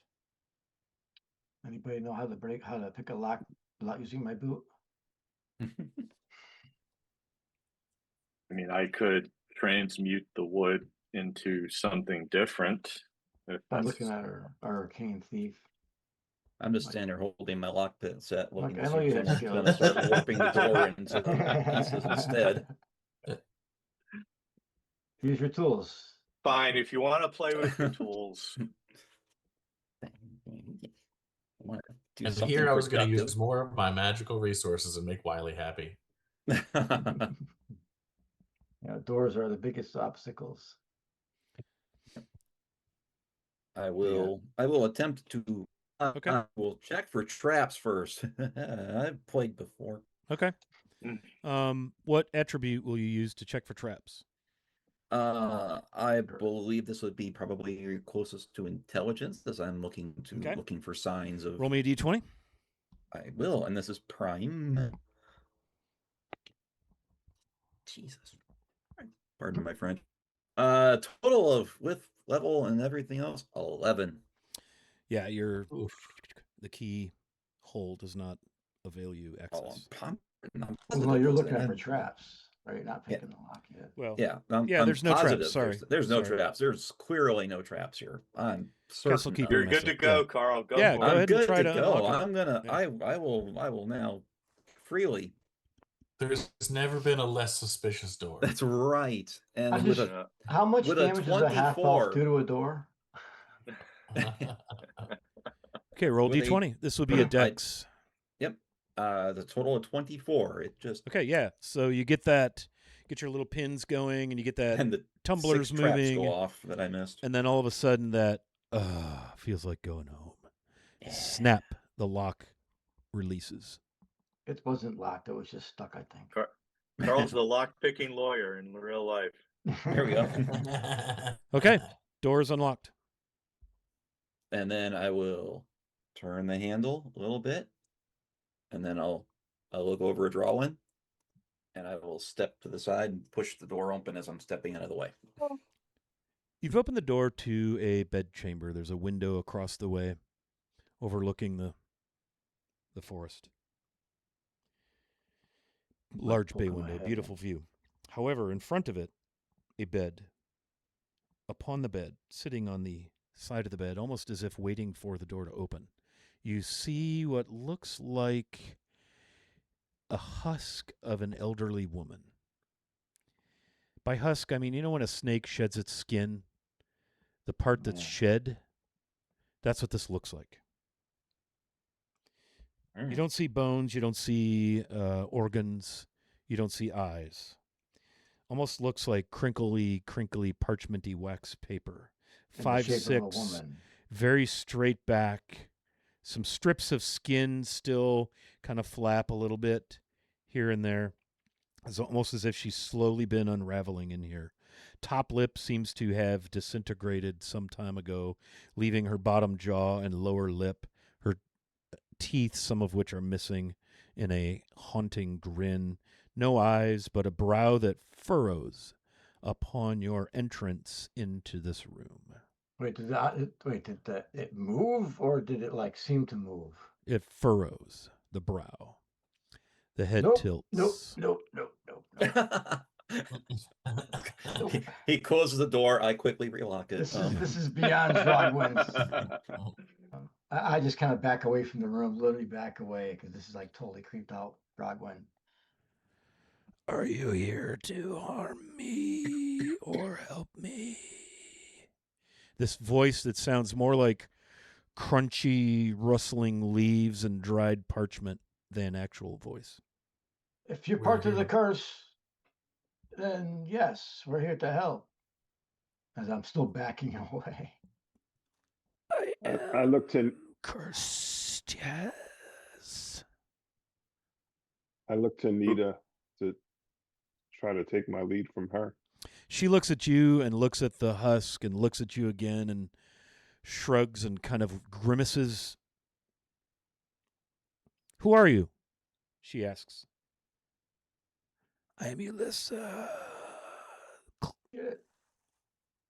Yes. Or rather, what is left of her. I encountered you on your way here. In our dreams, right? And tested you, yes. What happened in the wagon? What wagon? The coach, rather. Were you in the coach? I was not in the coach. Were you the wolf? Yes, that is me. That is my form. I can see through the wolf. You all did well with your tests, and I, with all my will, tried to lure you to the towns to find this secret of the curse. Where's the We thread? Sorry? I'm asking her if she knows where the thread of Mordias is. Oh, from the serpent's tongue. Yes, I believe Dietrich has it on his person. And where is he? She stiffly looks around. I cannot see him.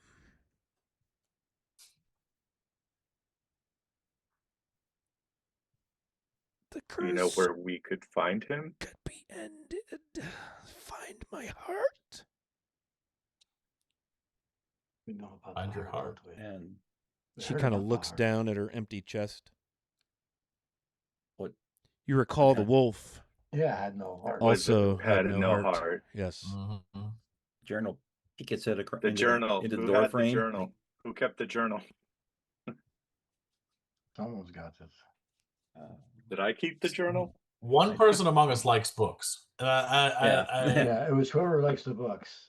I guess I have the journal, so I- I start rifling in my pack for my for her journal. Dietrich gave you a key. Yes, Perhaps and I it pulled the key out. fits the door across the hall, his chambers. Oh, That's where we must I go. think then. he thought I would kill you when you arrived, but I discerned your hearts. I'm glad that was good enough. What do we do? I'm gonna peek my head in the door frame. What do we do when we find your heart? The knife. The knife. The knife that we. Yes, the Get knife the that you are carrying. Get the thread to this one. And she points at Nita. So we have a key to the door over there. Okay. yep. Yeah, We have the knife to stab in the heart, apparently. No time like the present, right? Let's, Yeah. Before Dietrich Let's gets do it. back. let's go across the hall and open the door. I like. Everyone starts to move over there. I kind of go back and I look into the room and I just kind of like literally I'm like I apologize for my horrific reaction and I walk out of the room really fast. And It's I'm gonna head to the other understandable. door. Gonna head to the other door. Who has the key? I took it from Dietrich. Well, yeah, I guess it is Dietrich at the inn when we left Greenbriar.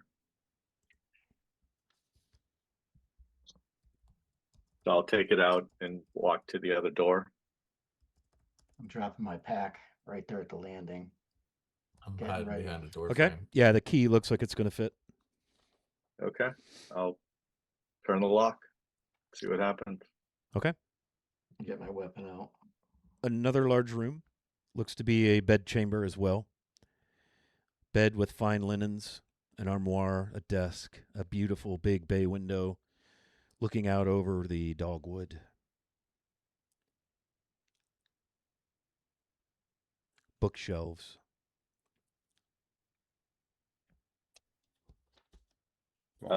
Boxes or chests or And Yeah, but- side tables on the either side of the bed, a desk. Yeah. You guys go No in? husk. No husk in Yeah, there. I'll go in. The light streaming in through the windows is cut off suddenly, as if a heavy curtain has been thrown over the entire estate. That's An not good. unseen voice booms. You creep into my ancestral home. You assault me and throw me from its walls. Not Just as me. quickly, the darkness is partially banished by the simultaneous lighting of every torch in the room, illuminating your faces and casting long, wavering shadows across every wall. You loot and pillage, you destroy my furniture. A shadow races along the wall. In a corner of the darkened room, one of the Red Cloak Order screams, her arm suddenly twisting with a sickening snap. The one beside her echoes as he falls to the ground, his back arched too far. And now you've gotten blood upon my floor, the voice finishes, the edge of a humorless smile in his words. Do you feel that crawling beneath your skin? It's not fear. It's been me the entire time.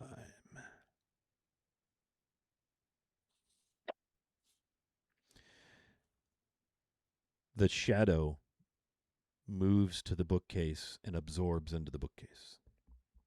Okay, I'm not going to the bookcase. Is there a spot in the room that's like not in shadows because there's torches everywhere? Or is there like a center that's like completely illuminated?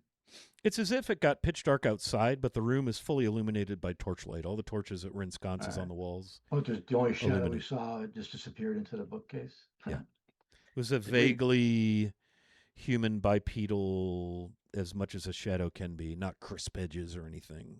Did the voice sound familiar at all?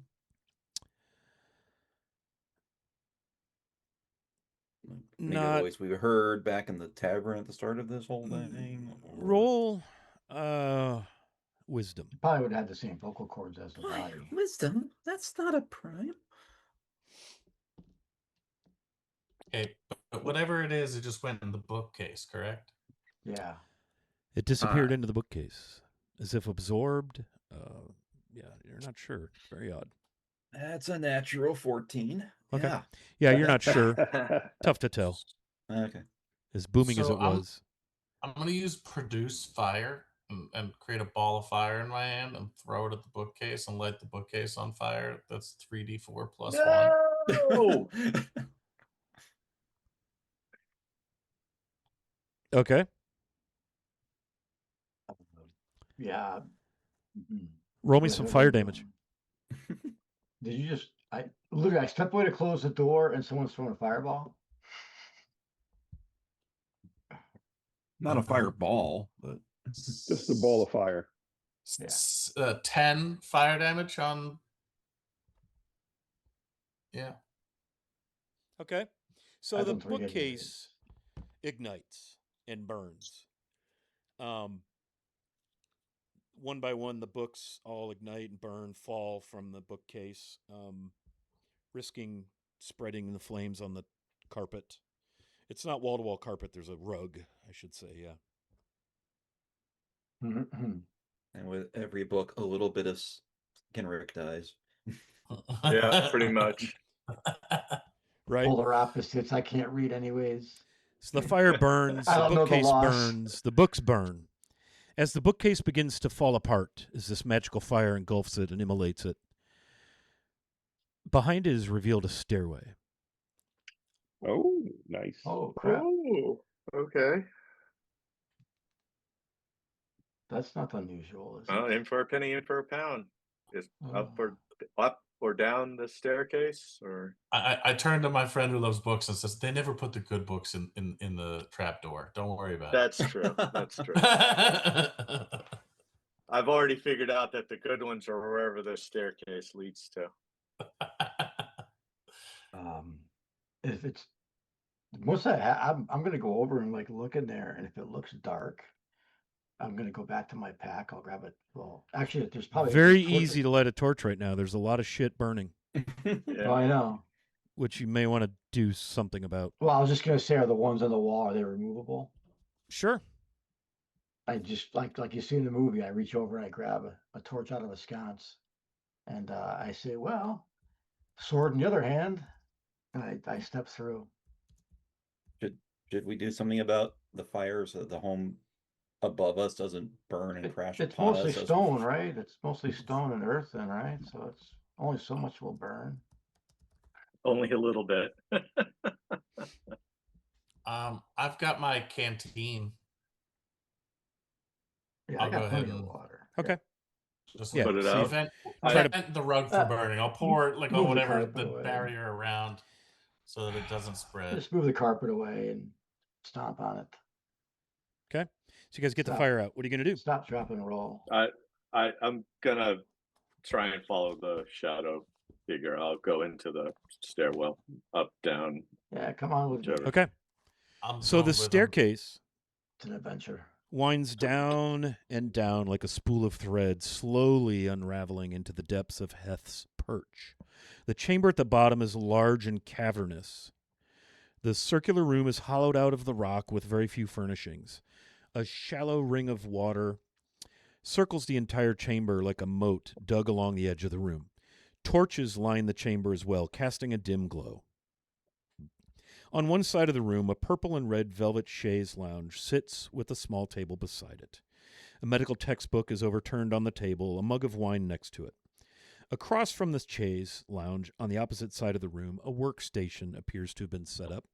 Tall work table, several desks, the surface of one embedded with iron restraints, are arranged in a U shape facing the wall, upon which is hung the wings of dozens of birds, of humanoid arms and legs, delicate eyelids hung with pins, strange masses of root and bark, horns, and all other manner of things organic.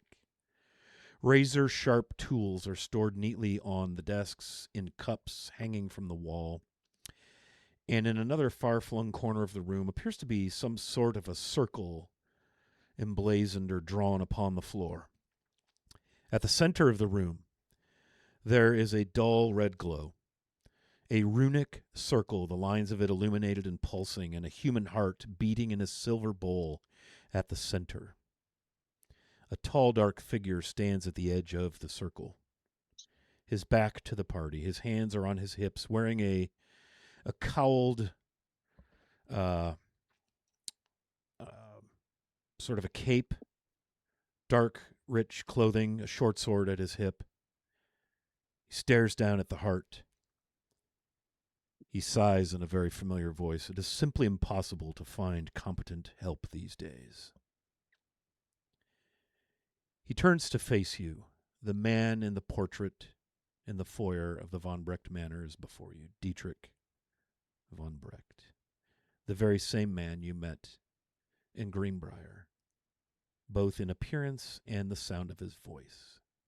But also, Kenrick in particular recognizes this voice as the voice of the shadow upstairs, the voice of the entity who possessed you twice now, once most recently here in this very dwelling. You all have a choice. Leave now through the teleportation circle to anywhere you wish to go. And he kind of gestures. Or remain here to die like dogs. He has about his neck an iron. He has like a small chain with an iron symbol hanging from it. Kenrick looks at him and said, if you had offered me that opportunity before, I would have gladly taken it and gone to Arnwall and left you to your own devices, but you violated me twice, and for that I cannot allow you to continue. And he draws his sword. I think I follow that up with, I've really got no special place to be. And if stopping you will turn this woods back to what it should have been, yeah, I'm going to stay. Are you all watching him, facing him? Oh yeah. I grab He- Squeaks off my shoulder and I whisper home into her ear and I throw her into the teleportation circle. She scurries across the floor and bamfs away. Nice. That was That's a slick. nice touch. You look at Slick him. move. He's got Slick. this symbol. It's iron. The center of the symbol, it's like a ring, and then in the center of the symbol is a smaller ring, almost a little bit oval, with about a 2/3 complete ring above it, painted in crimson red. Oh, Go ahead. go ahead. No, go ahead. I wouldn't recognize it. I'm not anywhere, but I was just going to say, does anybody recognize what that is? Well, I was going to ask if I do, because I have a suspicion as to what it is. How would you determine or discern what attribute do you think might be most helpful for you to? I'm going to say it would be either. I'll go with intelligence. Intelligence. Something trying to you've remember if read, he had something you've seen? Sure. Yeah. Okay. Yeah. Roll me And d20. I think I got a +2. So. Okay. So 16. So 25 altogether. This is the symbol of the Lord of Chaos, wrought of the dwarves, the Red Duke, the Red God, Orndul. Ooh. He's the follower of Orndul. He grins and sneers as his hand falls to his hip at the hilt of his short sword. He draws it with a flare. Bring it down. Suit yourself, fools. You guys get the heart, we'll get him. All fall before me. Everybody roll a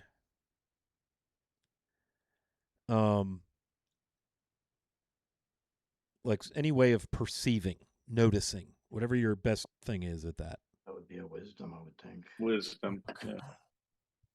That seems to be the default for like detection. 20 Oh shit. Wow. 24. prime. Not a prime for me. As more like in tune like with 25 prime. I was gonna say, is there like with my more like arcane background and all that? No. I'm looking Notice, for perceive, Yeah, see okay. or not see. Okay. Drogwin. Natural 20, Drogwin, it looks as if not prime. you look at him and it looks as if one of his gums is bleeding. And then you realize it's not blood, it's like Thread. something is tied around the base of one of his incisors. Obviously it's red. Roll initiative, please. The only thing I know about that holy symbol is it's about to be very warm. Nice. Oh yeah. All right, here we go. Y'all ready? Yeah, I'm ready. 10. I got a 10. Oh, All right. We got and two so tens. Nice. Two Who wants to go first? Go ahead. All I'm just going to right. So cast Mark. I'm going to use Heat Any Alloy. It's a level 2 druid spell. Okay. I'm going to heat up his holy Holy symbol. symbol, baby. It's getting hot in here. It takes 1 round for the spell to heat or cool the metal. In the following round, so nothing happens this round. It just starts to get hot. Next round, unless he takes it off, he will suffer 1d4 points of damage. And then on the 3rd through the 5th round, he would take 2d4 points of damage. In the 6th round, it starts going back down. He only takes Track that for me. 1d4. So it goes I up can and certainly down. do so. Fire on high. Yeah, that's a cool. Heat metal. That's good. I am also going to step up close to him with the intent of drawing some of his physical attacks. Okay. So you step close after heating. Next round, we can. Start doing damage. Yep. Sorry, Mrs. Hobbit is choosing this very moment to ask me a bunch of questions. Was she curious It's too about late for Orndul, 11s. the Red God? She's a worshiper of Orndul. Just saying. Oh no! No, not really. I'm just kidding. I'm being a total idiot. Okay, and we do have a winner, another giveaway winner, Grognard Rich. You've won a gift certificate. Hey. So I'm going to complete that. We're going to open. I got one more to give away. We're going to start that giveaway. Please, everybody, get in. The grand finale $10 thing giveaway. Okay, that was 10. Do I have a 9? Oh, no, Annalise had 10. Annalise had 10. Oh, I sorry. have a 9, as does. Yeah, Okay. I'm just Annalise. casting Bark on myself. Bark. All right, very good. My wife doesn't game either, Imp. All right, 9. Here. So, last one that I have, and I don't know if this is going to work, but decay. So the cast, when I cast it, the target has a Constitution save to negate against it. But if it fails and it takes, his muscles and skin start to decay, so that any physical attacks do double damage when Against he gets him. hit. Okay. Yep. Very nice. Okay. So I get a con save, you said, right? You get a con save, right? Versus a level 6 caster. Yep. This is, let's see, non-prime. Get I failed my save. Oh. So he is decaying. His body already stunk, right? Is this the same guy? He smells the same way? No, this is a guy, Oh. a human. I said no. Okay, Kenrick, very nice. That was 9. Someone else going at 9? I thought there was. He's going to go at 9, and he's going to step up to. Let's see, Kenrick. He's got a thing for you, man. So he's going to step up to Kenrick and take 2 swings with his short sword. Okay. Ooh. Hang on. Okay, there it is.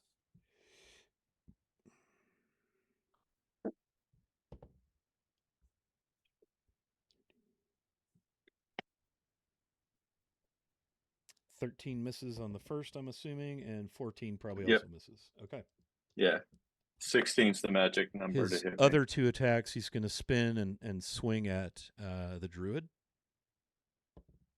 sneering at your holy symbol. Does a 25 hit and a 21? Annalise. Yes, those both hit. Okay. Oh, Actually, wow. yeah, 21 hits too. For 10 points of damage.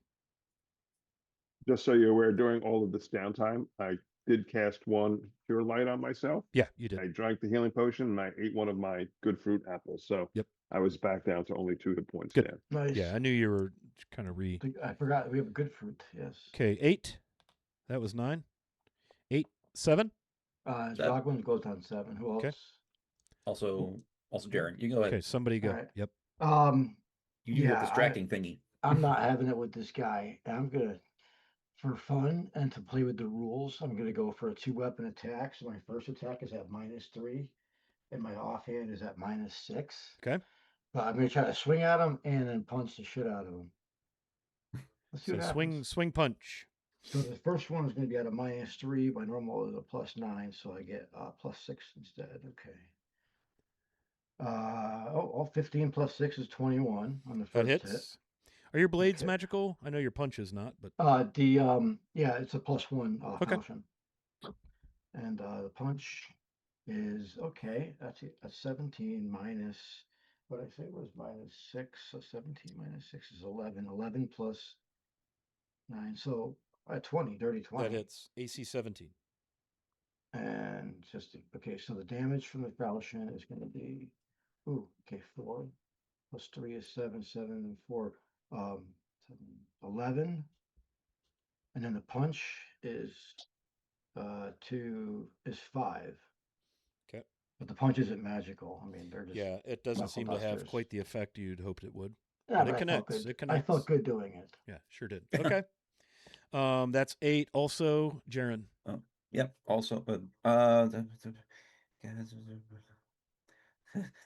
shit. Okay. There's a sigil on the ground around the heart. Yeah. And it's sitting in a bowl. Yeah. Do I mean, I want to quickly try to. I'm going to assume we don't want to try to walk through that sigil on the ground. I'm Why assuming not? that's going to hurt. I'm gonna Sacrificial. maybe sometimes it's the simplest things. I still have one. I'm going to try to use Magi's reach to just pick the heart up without going in through the circle. Okay. So I pull out my grimoire and I'm like, Yeah. and I put my hand out like I'm picking up, like I'm just trying to pick the Is heart this up. like mage hand? Mage hand, Thank you. essentially, yes. Yep. Yeah, last time you did this, it didn't go well. Well, that was then. I've had He was also tried trying to to do pull something something out of No. a grip. But He no was trying one's to- firmly grasping it. Yes. Keep going. Exactly. Yes. Keep going. Yeah, exactly. Up maximum 5-pound weight. Pick it up and try to. So can you move go it to 15 pick up the feet. heart Yes. in this hand that looks like a gauntleted version of yours, and through it you can feel it beating. Ooh, creepy. It's Okay. it's wet and clammy and Gross. sticky. Gross. So you have the heart in your magical hand. I will try to bring it. It can go 15 feet per round. Okay. You move it 15 feet. To where? Holy shit, it's working. Closer to me, towards me. Okay. I didn't think this would work. Oh shit. Don't Keep drop him it. distracted. Don't drop it. Don't drop it. It's slippery. Oops. Okay. Cross You that have off. the heart in your mage hand, your magical magi's hand. How big is the sigil in the ground? How big 3 was it? feet across. Oh, I Has thought a it was bigger. silver bowl in Okay. it. Okay. Can I get the heart to me this round, or how far away was it? Sure. Oh God, I'm not sure I wanted to hit this round. Okay. I will put it down on the ground in front of me, and I will hope that our friend didn't notice that. Very nice. Okay. 7. 6. 5. On 5, Nita pulls her Murin wand out, and Dietrich's eyes get big, and he kind of cringes as she points it at him and inflicts damage at him. Ouch. And he winces in great pain as it blasts him. It's sad. I half expected her to turn on one of us at the last 4. second. 3. Who am I missing? 2. 1. Is Everybody go. everybody gone? Bellum, did you go? Oh, you did the heat thing on 10. Good God. He did the heat thing. Yeah. Seems like an hour ago. Okay, roll initiative. Yeah, it did seem like a while ago. Oh. Oh, nice. I got a 9. Okay, anybody got 10? Jesus. Okay, 9. Drogwin. Drogwin, I'll say, okay, so Drogwin swung at him and punched him. And then, this is just like my chance to like stretch out and show what I can do. And I just come back with a backhand chop right at this guy. Okay. So let's see if that adds up. AC 17. Oh, AC 7, that helps. 8 and 9 is a. Don't forget our giveaway, friends. The Oh, last shit. one. Okay, I rolled an 8, so 8 plus 9 is 17.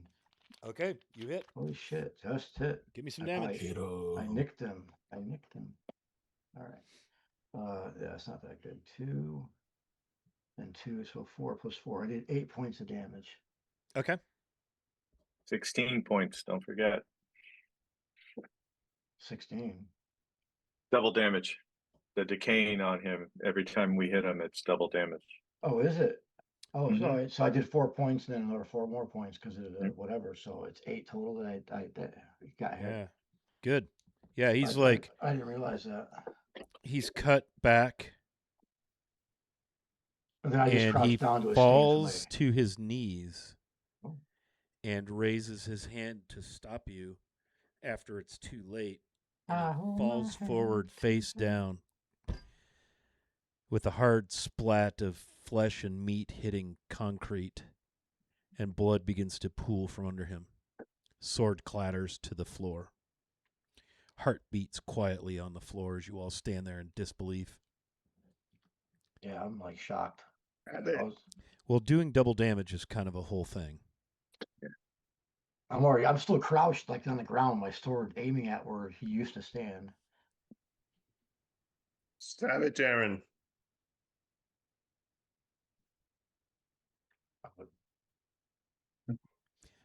I didn't get what you said there, Fusco. Stab it. Stab it, Jaren. Oh. While Jaren's doing that, I'm going to reach for the thread that's in his tooth. Okay. Why don't we do this in her presence? I point back to the room where Ulysses was. I don't think it matters where we do it. Oh. So, Kenrick, you are able to, you can roll him over. He's very clearly deceased. The holy symbol is smoking hot and sizzling now as it sears, burning through his clothing. You smell flesh burning. You reach into his mouth and pull the thread, and Nita's eyes go the size of dinner plates. The thread of Mortius! She raises the wand. What are you doing, Jaren? I'm pulling out the knife. I'm going to stab the heart. You're going to stab the heart. Wasn't that what she told us to do? That's what you told us No, to I do. thought she said she wanted her heart back. Oh. No. Well, we asked her what the knife was for. She said the heart. She said She told us to stab it. Yeah. Yep. I don't think she wants to live anymore. I'm stabbing the heart. You stab the heart. The knife easily presses through the organ, soft organ, and the heart beats and beats again. Beats more slowly. Blood trickles, and it stops. Right thing. The malice etched upon Dietrich's face fades as all grows quiet. Nita quickly plays the thread. She holds out her hand to Sinric. Henrik. We need to restore the cloak of Mortius. This is but a step. He hands it over. Yeah. Roll me wisdom or int. Probably int. Intelligence, Kenrick. That's a prime for me. Yep. Uh, All the prime. reading you've done, all the history you've looked at, your study of runes and magic of 26. the Allfather. 26, yeah. So you have heard of this. There is a strong belief amongst the druids of Mortius that if the tatters of her cloak could somehow be found and rejoined, that she may return in life to Aihrde. So this, in your mind, it doesn't seem like the ramblings of a wackadoo druid rando. Yep. Like you've heard of this before. Okay. It's like technically it belongs to them anyways. Right? She tucks it in the folds of her cloak. What do you do? Those guys are doing all that. He stabbed the heart. I'm gonna dash over to the other room and see what's going on in there, the bedroom. Sure. Where once lay or sit the husk of Ulissa von Brecht, now lays the body cloaked in a red cloak. The body of Red Cloak the Good, Ulissa von Brecht, lays upon her bed in her resting place, her face at peace, her eyes closed.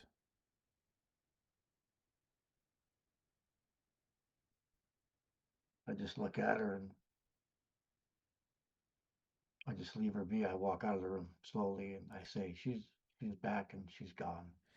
Nita smiles, a tear wells in her eyes. We will give her a proper burial here.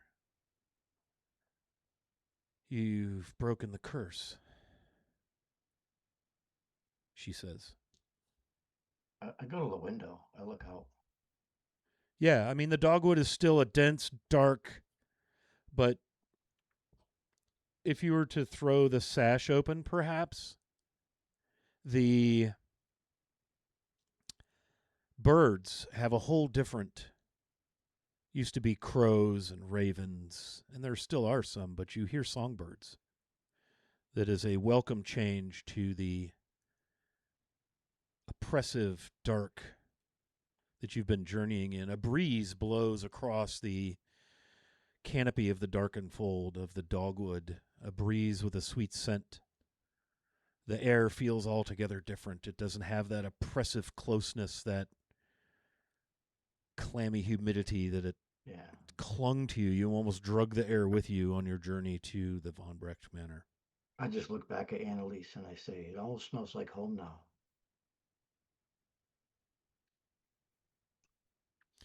Annalise, with your spell casting earlier, the dominant, what is that, dominate area? Area dominance, yeah. Area dominance. I'm going to say that this entire time you've been at the manor, which hasn't been that long, it's been maybe 15 minutes, 10 minutes.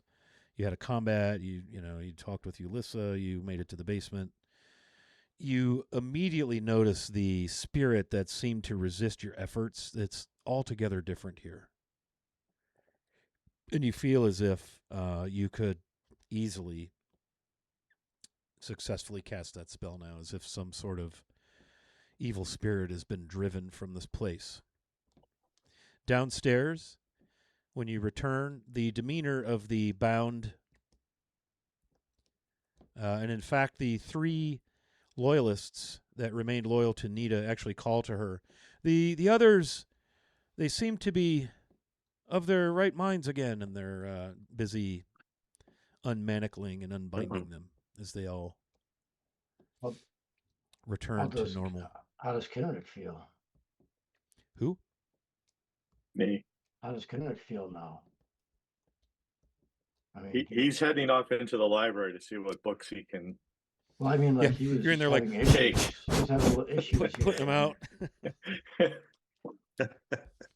Now, I was just curious about how he felt now that the curse has been lifted. There are 3 titles still there, among others, but 3 jump out to you. One is How to Get What You Want by Bloodgood Tuttle.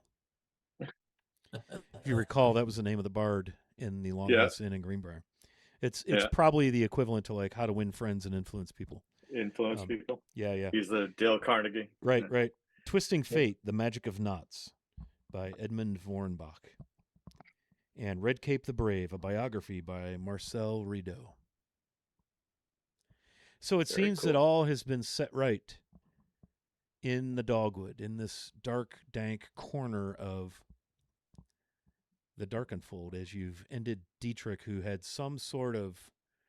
Kenrick, there's the matter of that rune on the floor, if you wanted to look into that. Oh, yes. Annalise, I will tell you this. You just looking at it, feel the profanity of it. You get the same gut reaction from that you get from beholding the holy symbol of the red scourge of the dwarves, of the red god Orndul. And just for clarification, I did not stop the heat metal spell. I'm letting that just going to let that cook away. Yeah, nice. Nice. Just a little purple nurple there to there you go. 350 bring us home. It's starting to stink in here. I'm going to try to cast Remove Bane on the sigil on the floor. Yes. Go ahead. Cast Remove Bane. I'm going to try and copy it down before he's finishing. Okay. Gets rid of curses. Do you have to be 2 levels higher than the creator? Okay, it doesn't work. Doesn't work. Okay. Sorry. Wah, wah. Grace writes in chat, the divine path is often a thankless one, and Nita's job isn't done, but she will surely spread word of the heroes who saw her task through. I say we. Oh, So, Kenrick, as you examine that rune, the sigil, that is something very profane, especially to Annalise, but even to your sensibilities.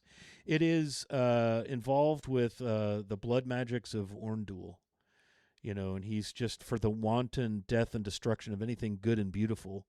He's the antithesis of love and life. And it is the runic sequence for some sort of blood curse, blood magic of Orndul. That seems to have been ended. I say we just search the room and look for any money the guy had.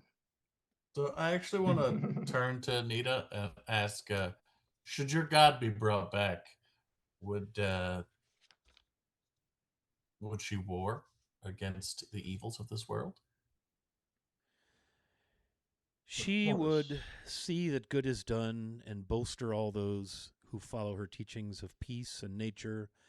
And the fight of good and evil is never won through by either side, but she would fight on the side of good. No doubt about that. Then I will walk with you to see it done. I think you found your. So Nita has your purpose. A friend, a guardian, a partner in her quest. Nice, man. Nice. Very cool. So that was Blood and Briar by Grace Carras. Grace, thank you for such an awesome tale. Woo! Hey, y'all, get in on the giveaway. We're about to pull the last giveaway. What a cool story. Good. And we didn't get to all the deliciousness, just in the interest of getting this through a 4-session cycle narrative arc. But man, what a cool story. So there's a lot of not a ton. We probably got, I don't know, Grace, 80% of it, 70% of it into the adventure, but it's just such a cool. You can find it on trollergames.com. Inside of what is that called? Crusader number 29. The Halloween edition. Yeah, the Halloween one. And so their website is there in the chat. Everybody get in on the giveaway. I'm going to pull that here real quick. And who called the twist from the beginning? Who was it? Yeah, did anybody have Bernard not being who he was, or did it take to meeting him and catch him to? I started getting inklings of it, but the actual full-on twist, I had no idea. No. I had an idea starting when that whole carriage and found the journal, and for me, things were adding up. My character was waiting for everybody else to catch up because a guy with intelligence. Yeah, the journal was his love. And he was the Spliceborn were creations of his. You guys were down in his laboratory, his workspace, yeah. And he created a lot of these abominations between him and the curse, the blood magic curse. And Anna is actually a creature in the forest that we didn't get to encounter. There are a few of those still left. We just didn't have sufficient time, but and Grace, thanks for such a great tale, man. Really cool, and thanks for hanging out with us while we spun the story. I think Drogman would probably stay in the area for a couple of weeks, just hunting down any more of these stick guys, whatever. Yeah, a lot of those would probably come to their end with the dispersal of the curse. True. Yeah, that's true. A lot of peace would be provided. Bernard would have lived. You might visit Roslo and find that Marcel Rideau has been brought back to human, albeit quite elderly. We probably would have passed it that way on the way back. We probably would have wanted to go there and see what changed anyways. Yeah. So really cool story. Had so much fun doing this and a great time playing with you guys. Thank you for doing this. Yeah, you got it. And thanks for Trollord Games for sponsoring and promoting Summer of Siege. This was a lot of fun. I'm going to go ahead and close the giveaway. And I gotta meet my son and my wife for dinner, so I'll pull those codes and stuff later tonight and send them No out. worries. But yeah, let me close that, and Close it we'll out. pick a winner. Here we go. And thanks to our viewers for hanging out, and I hope everybody enjoyed it. Looks like Imp 797N6, you've won. So I've made a note of everybody Nice. who has won a $10 gift card, thanks to Chuck at Troller Games for the gift cards. And thank you, Grace, for the kind words. What a fun bunch of folks we had here. Imp, I'll get with you. And again, just thanks to everybody for playing, and thanks again to Grace for a great story. And we'll see you Good all job. Good story. It was fun. on the Yep. other Thanks, everybody. side. Other side Yeah. of what, I'm everyone. not sure. Can we All right. level up Shout for next out. session? You guys all leveled up. Yes. Yeah. You've all Grace, leveled quick, write up. another one. Yeah, you've Yeah. all leveled up. Blood and Briar Part 2. We have All to right. get out of this place now. It's a trek back to Greenbrier. Exactly. We got to find By the way- dinner. By the way, I kept the knife. That's right. Souvenir. Yeah, souvenir night. All right. Well, y'all take care. Be safe. Be kind. Be good. And we'll see you all next Happy time Fourth. we play some stuff on the Yeah. interwebs. Celebrate the holiday, but be safe. That's right. Yeah, don't blow your fingers Yes. off of the fireworks next weekend if you Yeah. celebrate. You need them to roll dice. All And right. remember, animals hate That's right. fireworks. Yeah, Gus the pug is not a fan, so we don't Yeah. fight fireworks. Neither is Rudy. So All right, y'all. Y'all Well, take care. It's been a blast. Take care, yeah. Have a Have good a one. good one. See ya, Good guys. stuff. We'll see y'all.